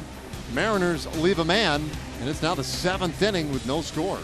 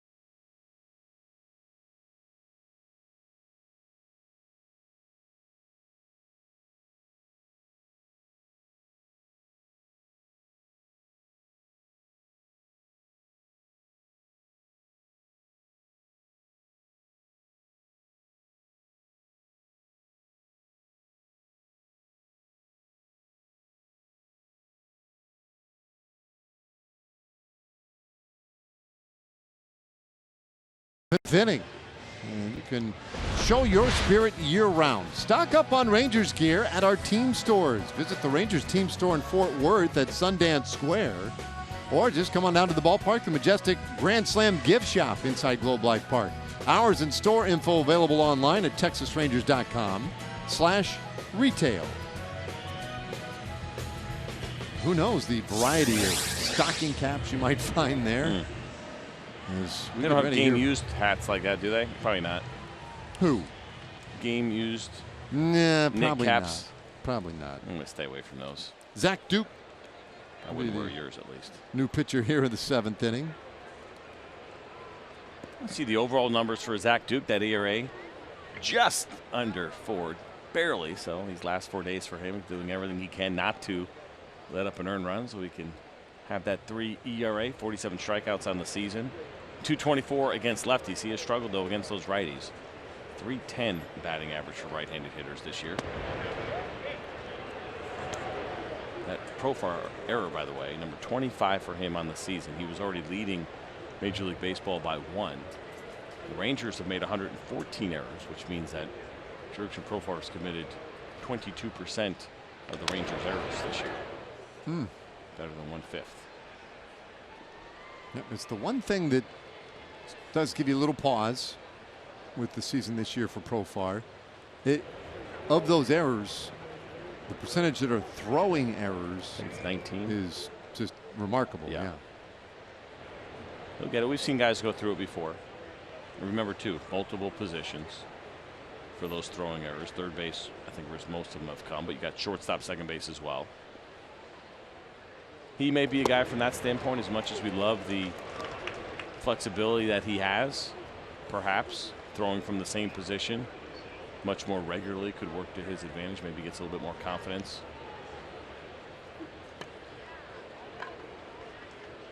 Ball and 2 strikes on Gallo. And he takes outside, 2-2. Gallo with a strikeout and a ground out. Rangers so far tonight with 3 hits.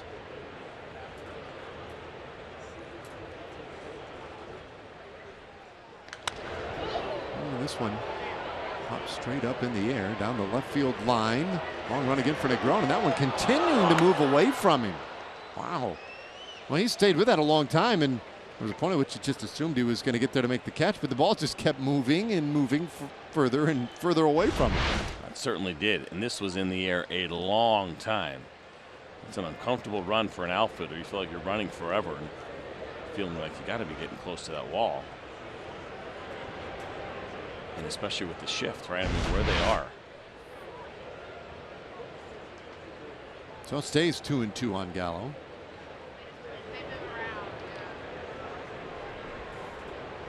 Rangers have, they've had some trouble on the road offensively. In fact, their team average on the road is, I think, 223, lowest in baseball. This one bounced down to first base, and Vogelbach will take care of it himself. 1 away. Well, time now for our Coors Light refreshing finish. And finishing off his outing, Ariel Gerardo did a nice job in that last inning. Got the ground ball. Good double play turn there by Hanser Alberto. And then after the error from Jurickson Profar, this beautiful 2-seam fastball. And for Gene Segura, walking away, shaking his hand, because that is getting in somebody's kitchen and hurting some thumbs. That's a good 2-seamer. And this outing, for me, watching Gerardo tonight, was 6 innings of work. But not only just that it was 6 innings, but kind of effortless, right? Pretty smooth, really never in any kind of danger. For me, was very reminiscent of that outing that we saw him have against the Houston Astros. He went through that lineup. It was no Carlos Correa and no Jose Altuve, but still a good lineup that they have there in Houston. He just looked locked in, and the 2-seam fastball was on. That was his 2nd start of the year. He went 6 innings, had 2 hits allowed in that one with a couple of strikeouts, and only threw 76 pitches.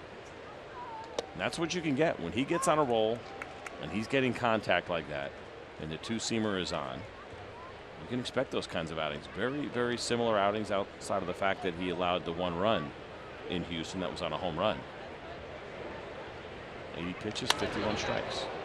This one out to the gap in right center field, gets down and rolls to the wall. Rua cruises to second base, and he's in there with a 1-out double. For the Rangers, that's the first time, or rather the second time today they've gotten a man to second base. Good job here by Ryan Rua. Watch this pitch here against the lefty. Down, good looking little slider, but he stays inside it and drives it to right center field. Mentioned for Duke the struggles against right-handers this year. And Ryan Rua continues to add to those struggles.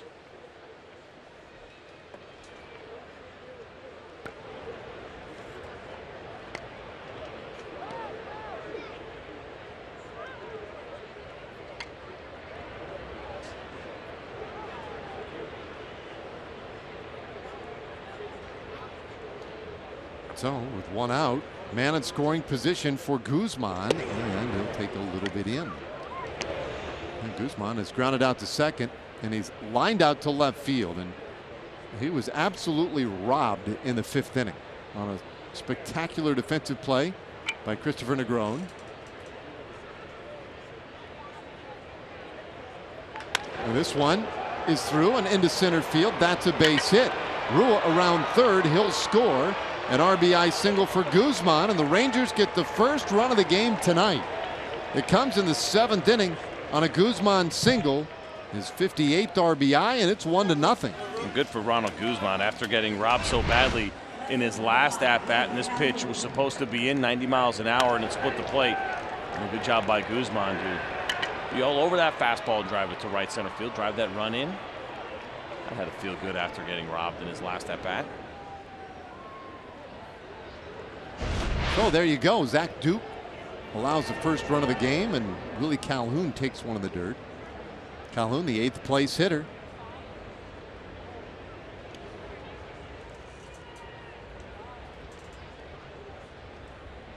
Strikeout and a flyout tonight for Willie.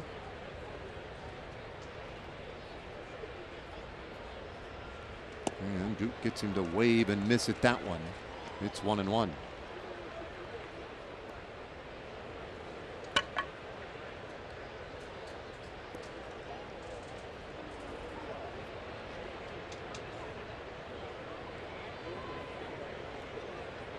Duke, a long look at first, comes to the plate. That one fouled away. Ball and 2 strikes. Today is the anniversary of the Rangers' first ever clinch of a postseason spot, 1996. And it's funny because we talked about this the other day about ways in which teams sometimes clinch, and you mentioned one of the tougher ways is when it's like a back end, right? Because your magic number is 1 and the other team loses. And then the worst case would be then if you actually lost that night and had to celebrate. And that was the case, nearly 25 years as a franchise. And there they were, finally clinched a game that went extra innings. And they found out like in the 13th inning that they were in, and then ended up losing it in the 15th inning as Calhoun goes down looking for out number 2. Dave Burchett was there, probably the first man to crack open a cold beverage after that game and celebrate with everybody. Got to believe Dave was leading that whole celebration. Could have been. Now here comes Scott Service to take the baseball. So Zach Duke is done. Got 2 outs, but gave up the 1 run in this game tonight. And it's going to be up to the Mariners bullpen to keep it a 1-run game when we return.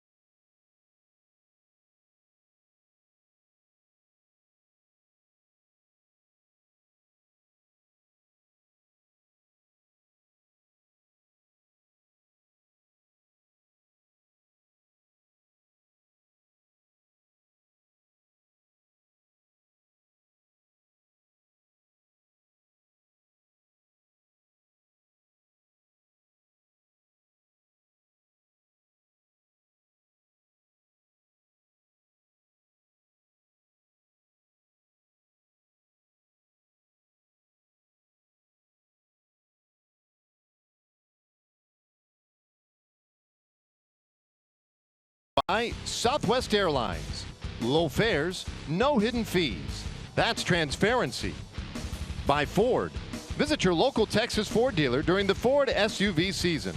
Ford is the best in Texas. And by the new Shiner Wicked Juicy IPA. Well, 1-0, Rangers with the lead. They have broken through at long last in this 7th inning. Beautiful night here at Safeco Field. And with the 9th place hitter, Hanser Alberto, coming in. Armstrong takes over on the mound. The 4th pitcher of the night for Seattle. And that one right in there for a strike. And the first right-hander that the Rangers will see, and it's game number 13. It's been a really good run so far for Sean Armstrong. 13 strikeouts to 2 walks in his 13 in the 3rd innings. He's got a 94-mile-an-hour fastball, a cutter at 90, and a curveball at 85. This one lifted out to right field. That one hanging up a little bit, and it will get down right up near the wall and bounce out. An automatic double, and that's going to cost the Rangers a run. Guzman has to go back to third base on the Alberto double. Yeah, unfortunate break there, but nice job by Hanser Alberto. Much more impressive than the other hit that we saw him get in the 3rd inning. That broken bat, 60-mile-an-hour base hit. No, it was a 41. Either way, this one hit much harder. Good job on a 91-mile-an-hour cutter that was down and away. Bad break on the bounce.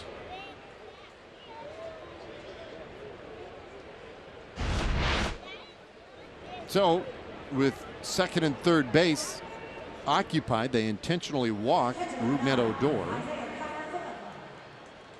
He is aboard now. The bases are loaded for Isaiah Kiner-Falefa with 2 out. And Sean Armstrong will instead deal with the right-handed hitter. Isaiah today 0 for 3.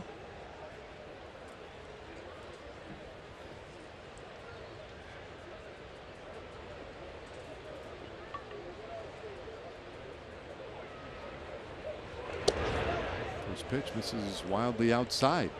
Armstrong had some really good numbers in AAA as well. We showed you what he's done so far in the big leagues. 49 games pitched in AAA for the Mariners, a 1.77 ERA, 13.2 strikeouts per nine. He was crushing it in the minor leagues. 1-1. So looking around the bases, Guzman at third, Hanser Alberto at second, Odor after the walk at first base. A run in this inning.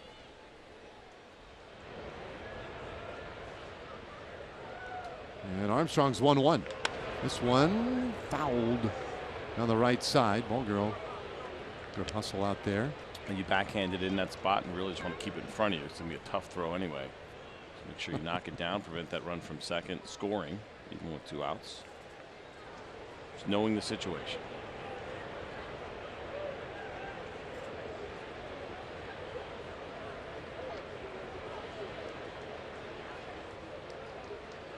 1-2. Off the handle foul. Kiner-Falefa fights off another one. Weren't we talking about this the other day about guys just spoiling a pitch to get another? Mm-hmm. And it was suggested that nobody really does that. Yeah, gosh, I wish I could remember where I saw that. I've taken that question around the clubhouse. Yeah.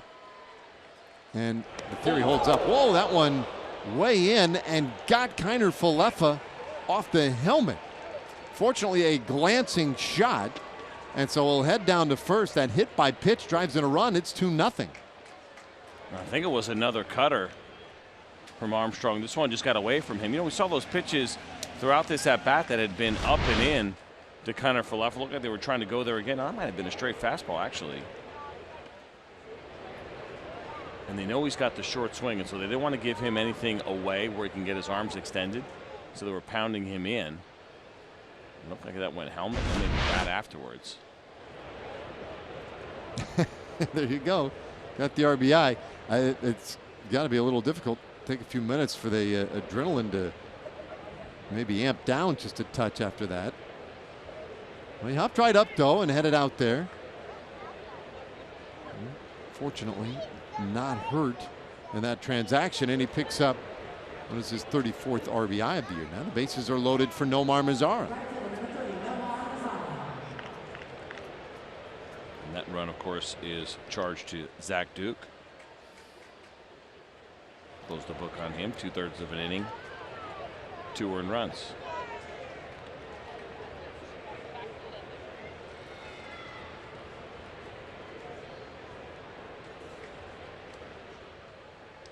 And still 2 away, and the pitch from Armstrong. That one in there for a strike. It's been a quiet game offensively for both sides. And a smaller crowd, under 16,000 announced as the paid crowd tonight. This one tapped foul. It's 0-2. But the Rangers have done some damage here in the 7th. And could really deliver a big blow right here.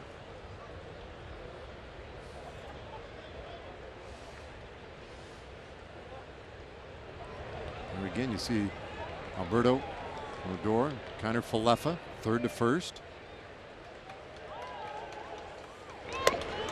1-2.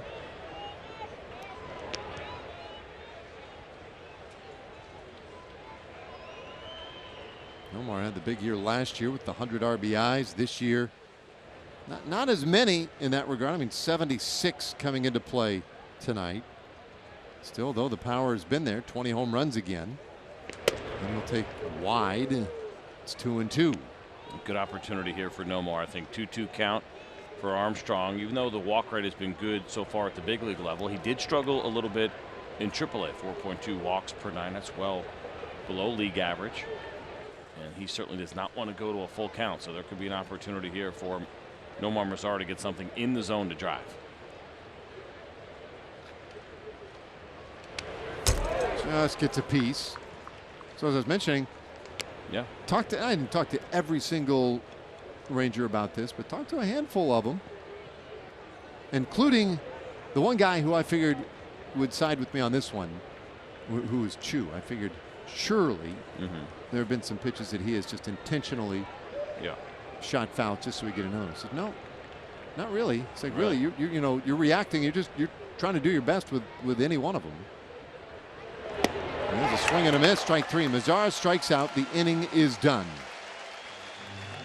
But the Rangers get it started with a Guzman RBI single to center field. That was the first run of the game. They'd get 2 in the inning.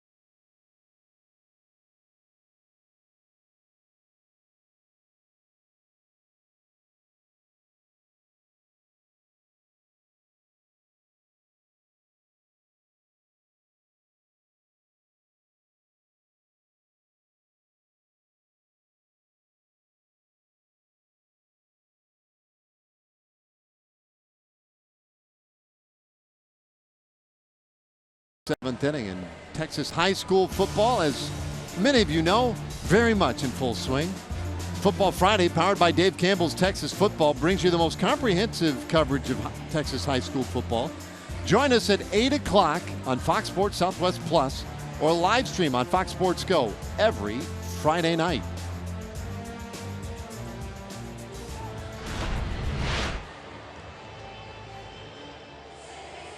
Now, see, there's a guy who has embraced the cooler weather. It's not that cold. It's really comfy.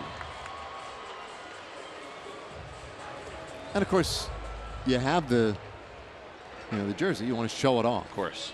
You could go sleeves underneath. You could still go hat, but you can't cover the jersey when you're a fan in the visiting city, right? Nope. You don't get very many opportunities to bust it out, at least not with relevancy.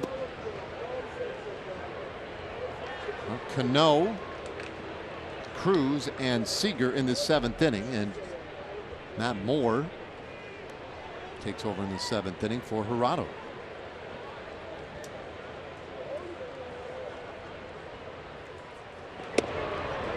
And runs that one inside for a ball. 2-0. Take a look at the numbers here for Matt Moore. Game number 37 for him. His 82 strikeouts in his 98 in the 3rd innings so far. Matt Moore's fastball's been averaging 92. The curveball's been good. That's the key pitch for him. Oh, fly ball out there to left of center field and tracked down easily by DeShields. That is out number 1. Delano taking over for Ryan Rua this inning. So Rua went to left, and Delano actually came in for Willie Calhoun, who is now out of the game. I didn't say that Rua left the game. There he is right there. Oh. Good point. That's all right, because I actually said that DeShields was in for Joey Gallo. And that was incorrect, but I did the smart thing. I didn't say it out loud in my microphone. I pushed my button so only people could hear me in the truck. You just wanted to let them know. Sort of. I let them know wrongly. Well, Cruz shoots this one down the right side. Foul. With some decent action down in that section tonight. 0-2. Count on Nelson Cruz.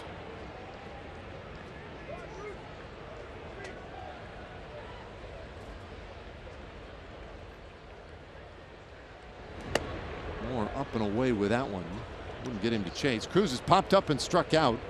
The Mariners have been held to just 2 hits tonight.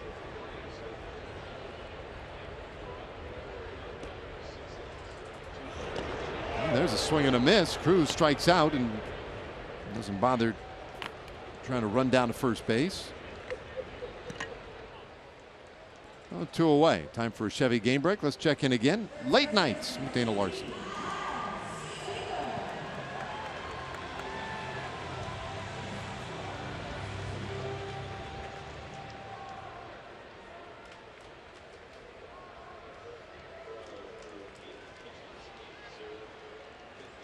Yeah, so that's a big one tonight for Chicago.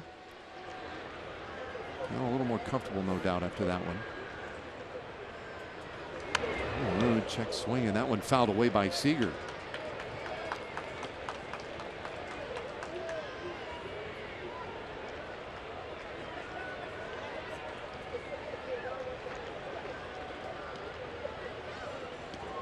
Seager 0 for 2, a strikeout and a pop out.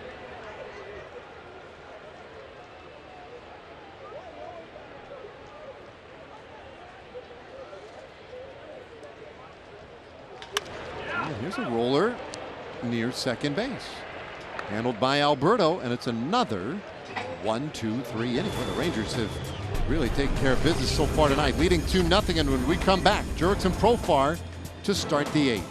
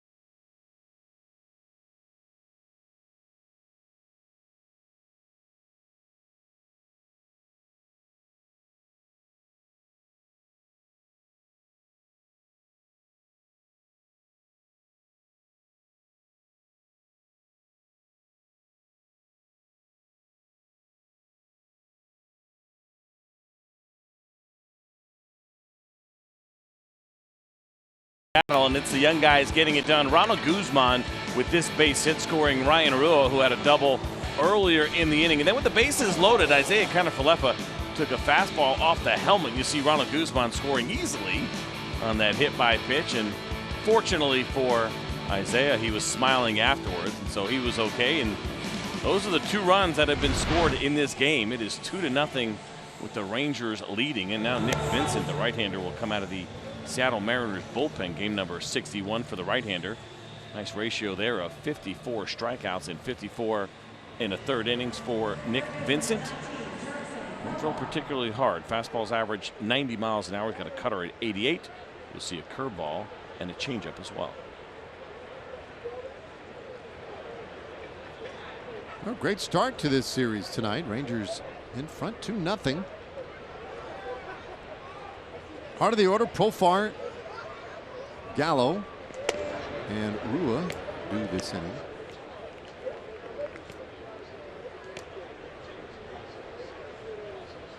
Jerkson with a couple of strikeouts is also walked.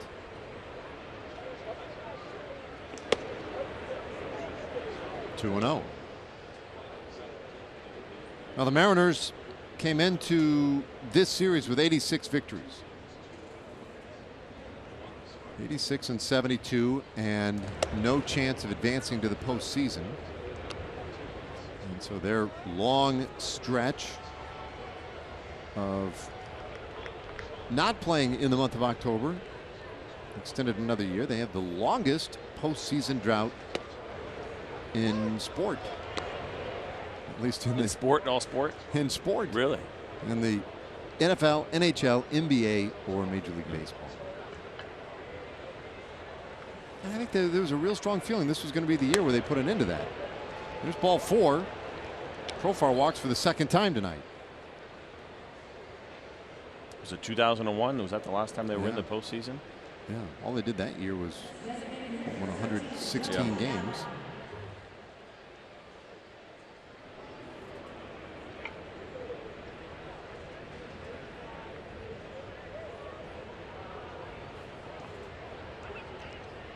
Well, a runner on now after the walk to Profar. Here's Gallo.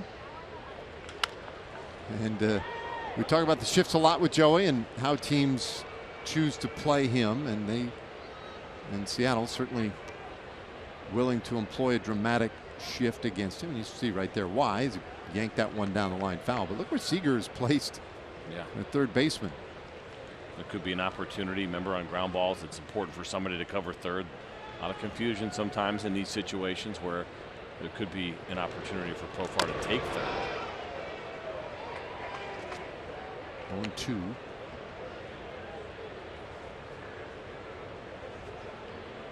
That seems like a lot. It is a lot, and the Rangers have been, unfortunately, on the wrong end of that as far as losing those hits to the shift. This man, Joey Gallo, we mentioned it earlier. He's 5th overall in baseball. He's lost 26.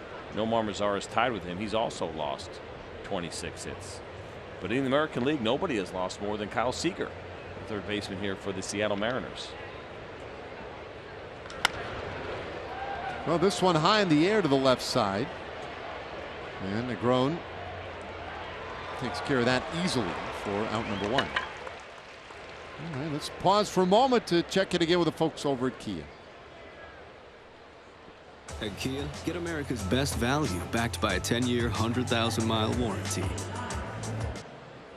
So I told you, Nomar Mazara and Joey Gallo, 26 hits apiece. Rougned Odor has lost 24.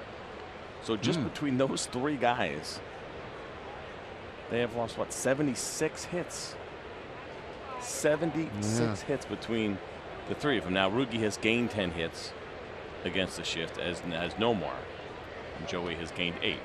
There are situations where they end up benefiting from the shift. Ground ball that would have otherwise been an out. And these numbers, I would always parse this to let you know that it's not 100% accurate, but they have, Inside Edge has eyeballs on all the games. They go back and watch them, double check, triple check, and they do their best to get you those numbers and get you an accurate count on what would have been an out, what would have been a hit based on the shift. A little bit low, 1-1 Rua. Do you suppose they ever have, like, extended arguments over a particular play?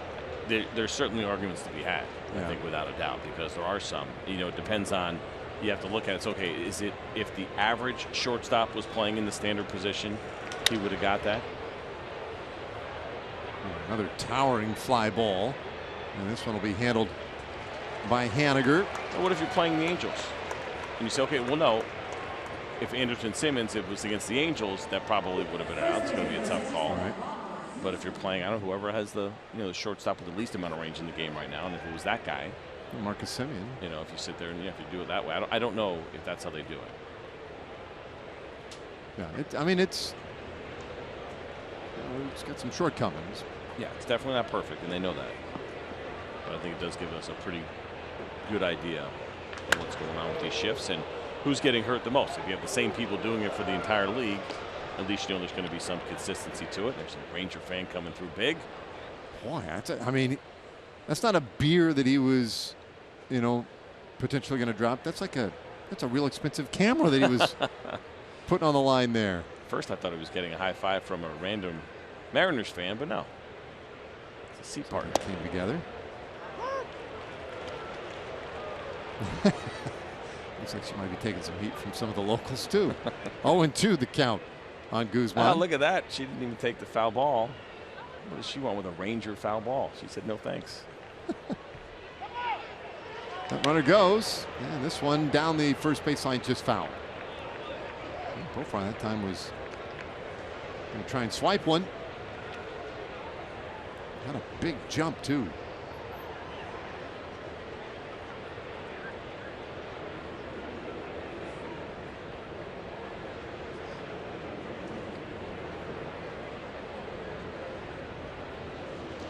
Guzman had the RBI single last inning to break the scoreless tie, and then would score the second run himself.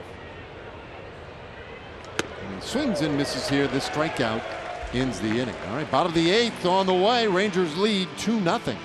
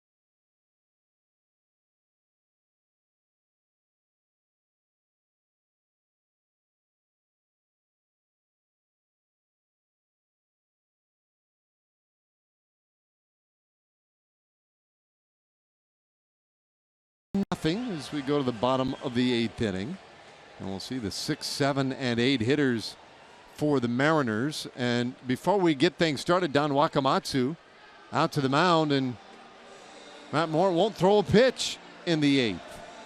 Haven't seen that move in a while. I was going to say, yeah, it's been definitely a few minutes. Connor Sadzik coming on out of the pen.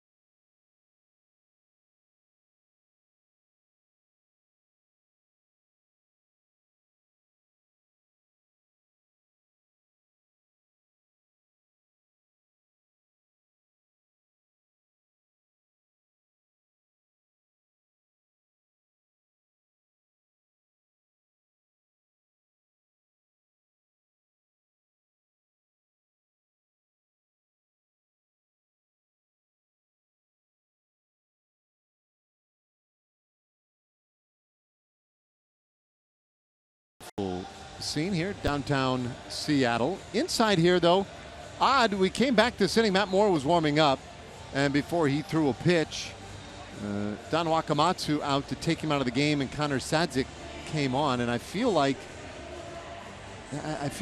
well, number one, we haven't seen that, and number two, that there's a reason we haven't seen that. Yeah, they changed it. Well, I think it was 2 years ago, wasn't it? 'Cause I don't think we saw it last year either, where you cannot take a pitcher out in that kind of situation to start an inning unless there's a pinch hitter that is announced. And Ryan Healy is that pinch hitter that was announced, and so that allowed this move to be made, which, you know, makes perfect sense. The idea of forcing Matt Moore to face a right-handed pinch hitter in a tight game certainly wouldn't be fair. But if you're going to make that change and there wasn't a pinch hitter, you have to do it before he goes out there to take the mound.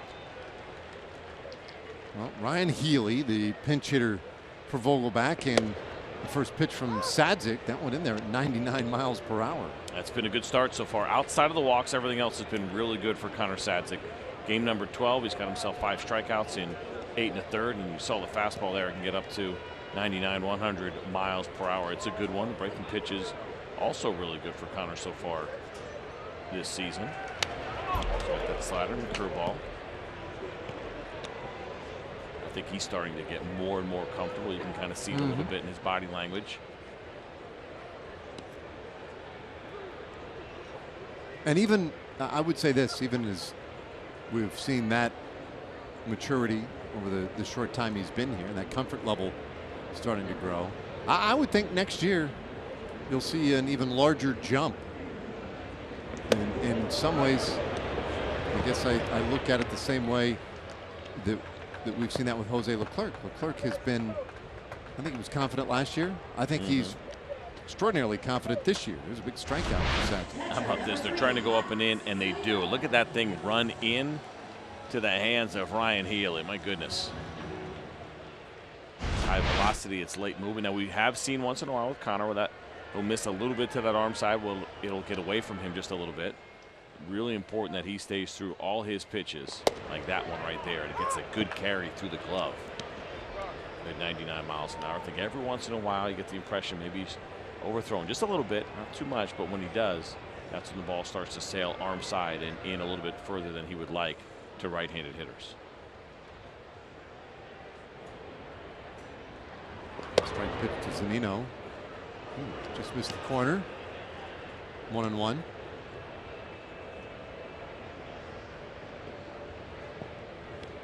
Zunino is lined out and flied out today. 0 for 2.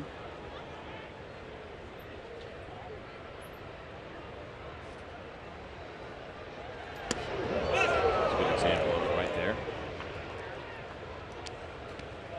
Well, he just did hold off. 2-1.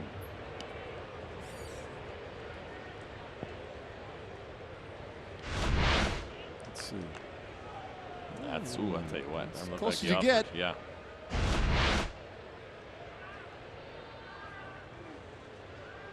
Sadzik's 2-1, and that one bounces away. Remember, too, you mentioned Jose Leclerc is kind of a comp. They're different kind of pitchers, but For sure. as far as the idea of where they are from service time standpoint and what part of their career that they're in and trying to establish themselves. You know, with Jose Leclerc early on, we saw some struggles with walks, right, in the zone. That was the one issue with him going back to 2016. He had 13 walks in 15 innings. Last year, the walk rate was still pretty high. And this year, he's done a really nice job.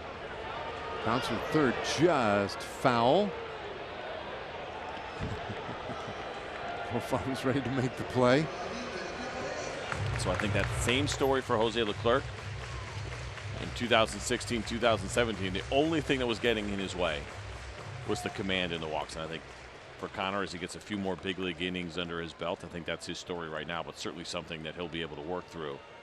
And when he does, he is going to be a huge impact arm. And the idea of him setting up Jose Leclerc, something you could see as a nice combination for the next few years. One in the dirt, Zunino takes a walk.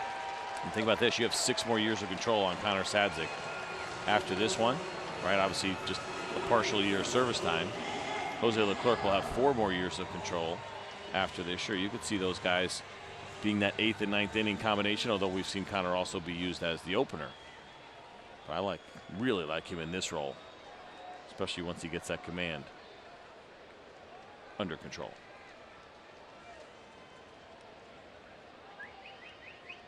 Gamble 1 for 2. Man at first, 1 out. And Sadzik's first pitch off the plate.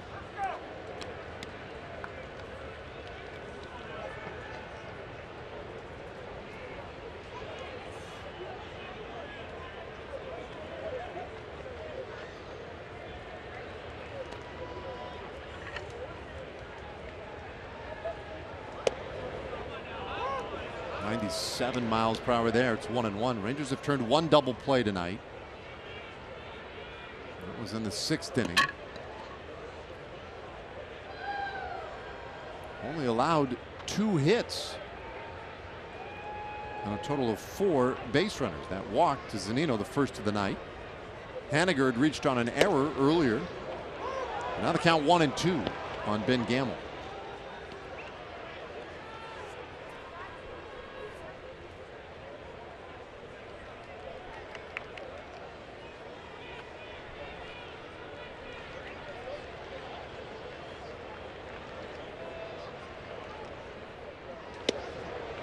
Tight, 2-2.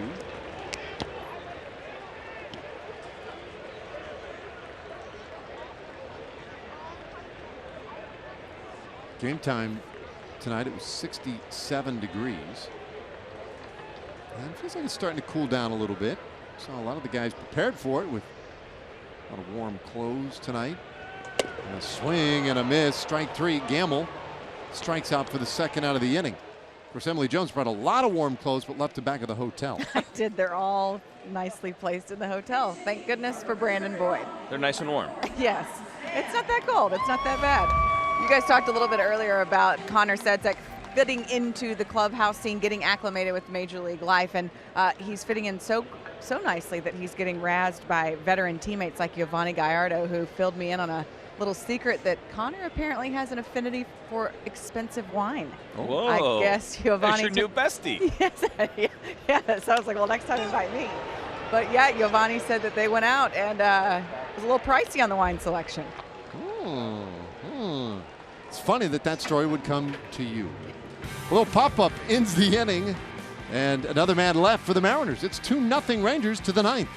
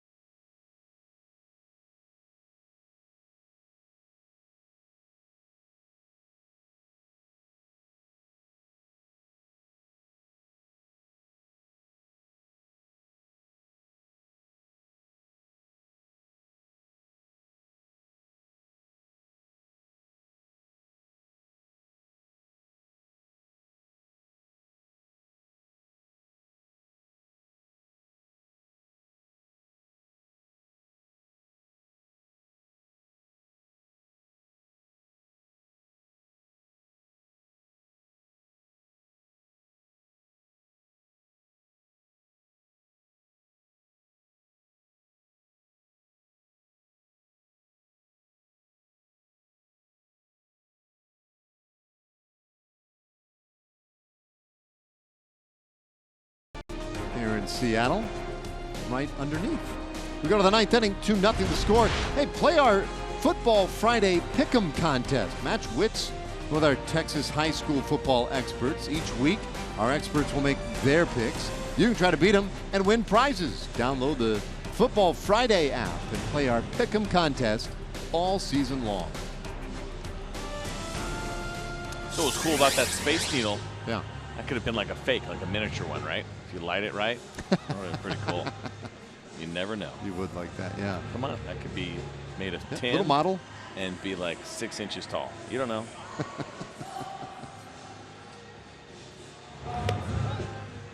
Well, as we go to the 9th inning, Ryan Cook will check in the game for Seattle.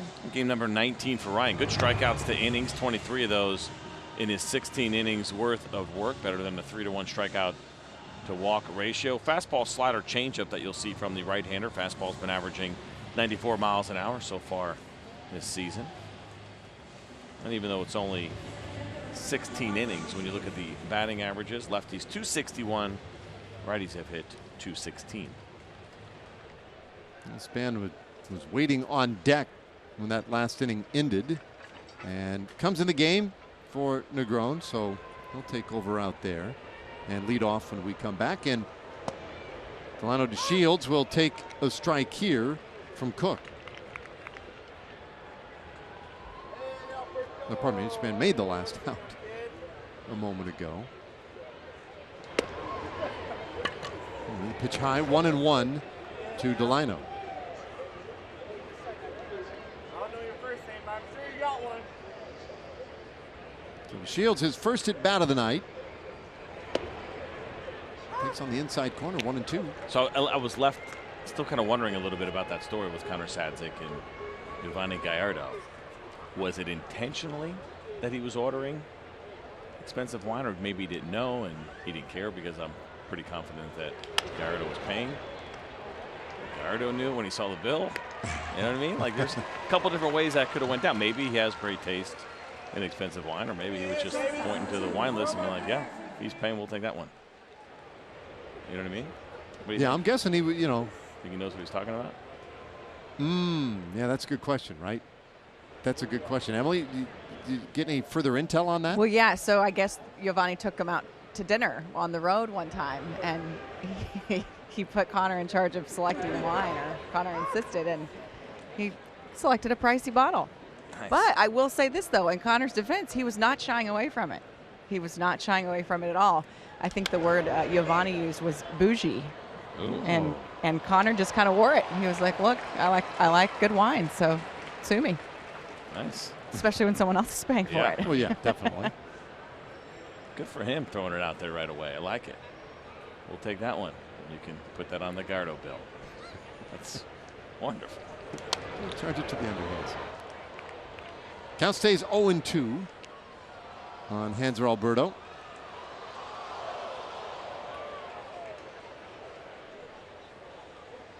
Interesting night tonight. Both starting pitchers were great.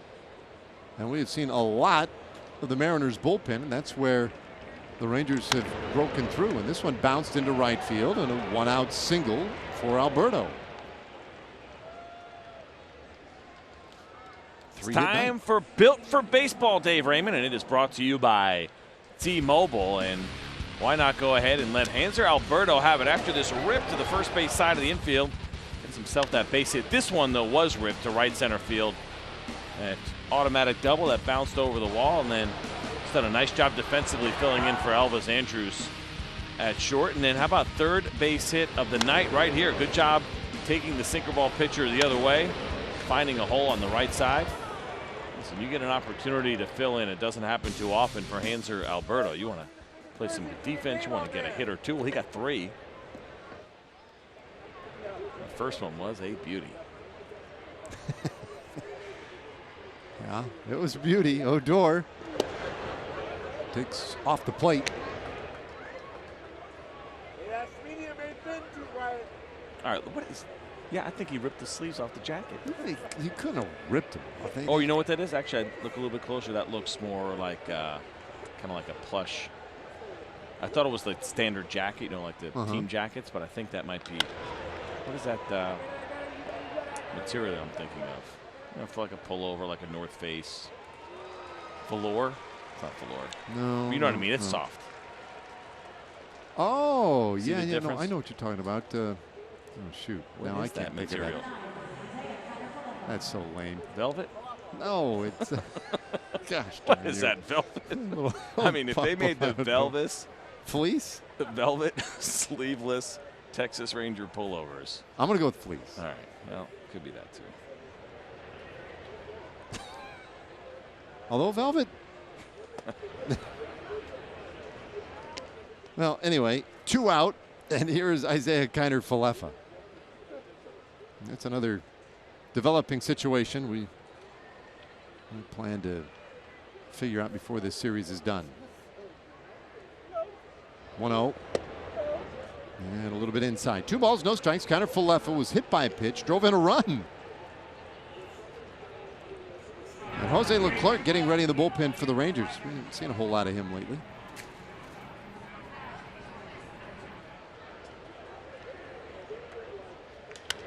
This one off to the right side, out of play, 2-1. So it's a 4-game series here in Seattle to wrap up the regular season. Tonight, the opener. Sunday it'll feel very early to us here locally. It'll feel quite normal to Rangers fans back home in the Central Time Zone. But they play all games across Major League Baseball at the same time on the final day of the season, so that whatever madness may ensue in close races will unfold at the same time, which I think is such a cool idea. It's you have to been really fun. No shenanigans with the pitchers, right? Remember Adam Wainwright a few years ago? Cardinals had the later game. Bouncer third base, long throw by Seager in time. And yes, we're absolutely anti-shenanigans. Last of the 9th inning, Rangers up by 2, and Jose Leclerc coming in to try and save it.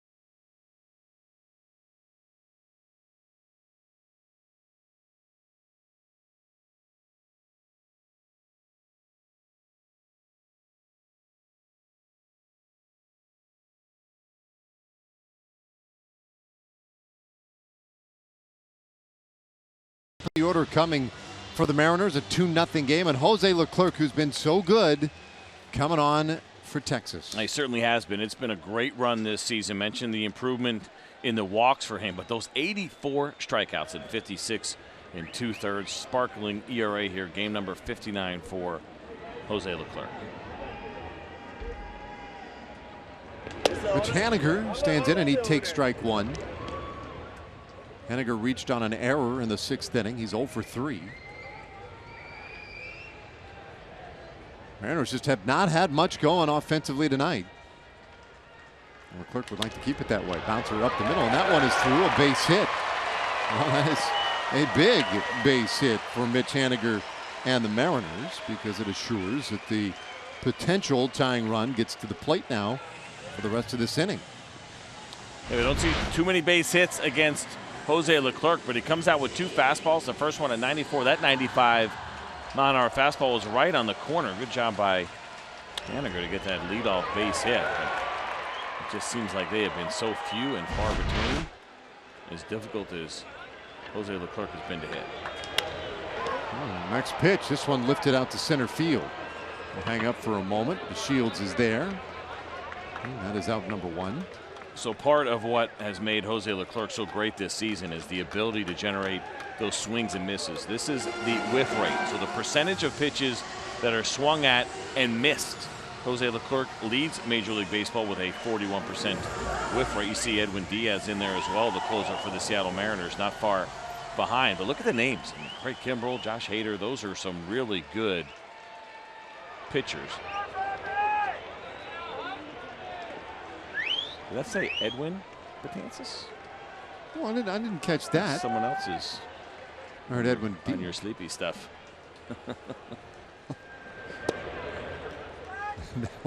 that one is down low. So the graphic, you said Edwin Diaz, but you're saying on the graphic it said. No, it said the next one under said Edwin Betances. Edwin Betances. That's a combination of two really nasty listen, right-handed relievers. That would be pretty intense. Like a laboratory closer. 1-1. The count now on Robinson Cano.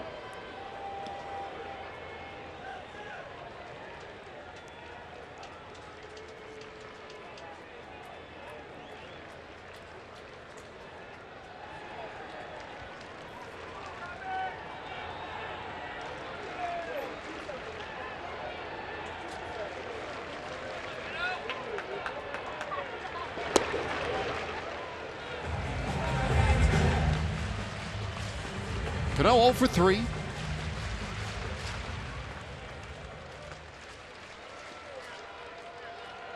Nelson Cruz waiting on deck, so it's definitely one of those spots for a closer. We don't always get these, where your 9th inning guy with a small lead comes on and he has to face the best hitters in the lineup. So many times it seems that falls in the 8th inning. 2-1. And a swing and a miss. 2-2. Pitch here from Jose Leclerc, and as good as he has been as generating swings and misses on that cut changeup like this one right here. Watch this pitch, diving down and in to Robinson Cano. He actually has not recorded a strikeout in his last 2 outings, which is very unusual for Jose Leclerc, and he's still able to put up zeros. No hits, no runs in any of those outings.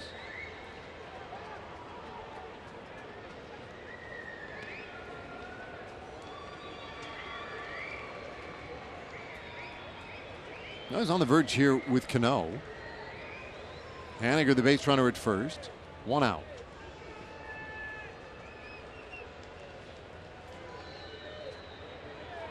A long hold and time called just as Leclerc was about to toss it.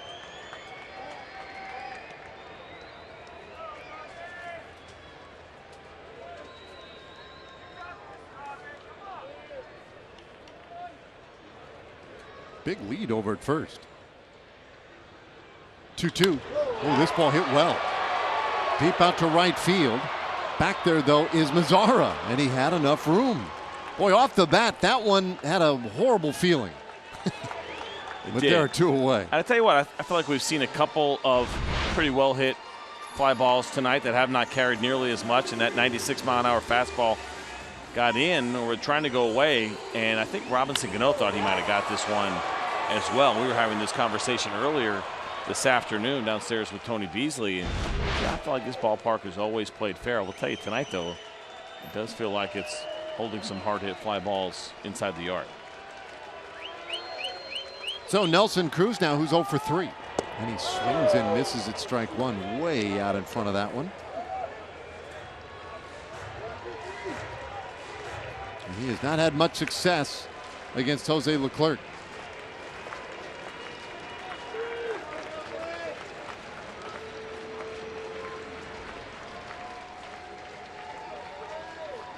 Off the plate, 1-1.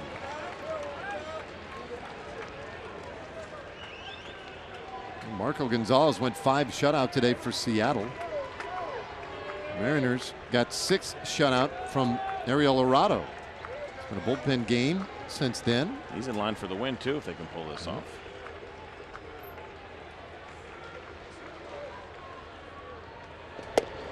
Floats right in there, strike 2 call.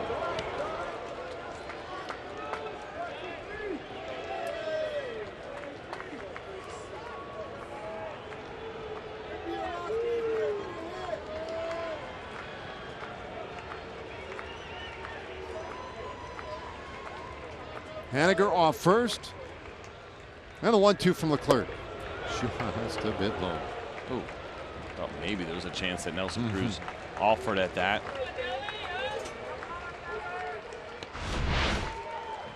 Here. Yeah, no, he did not. Good call.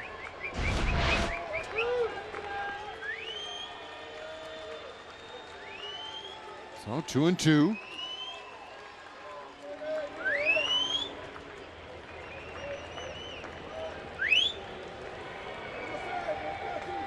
I mentioned they're announced just less than 16,000 here tonight. Very small crowd. Leclerc's 2-2 pitch, a swing and a miss, strike 3.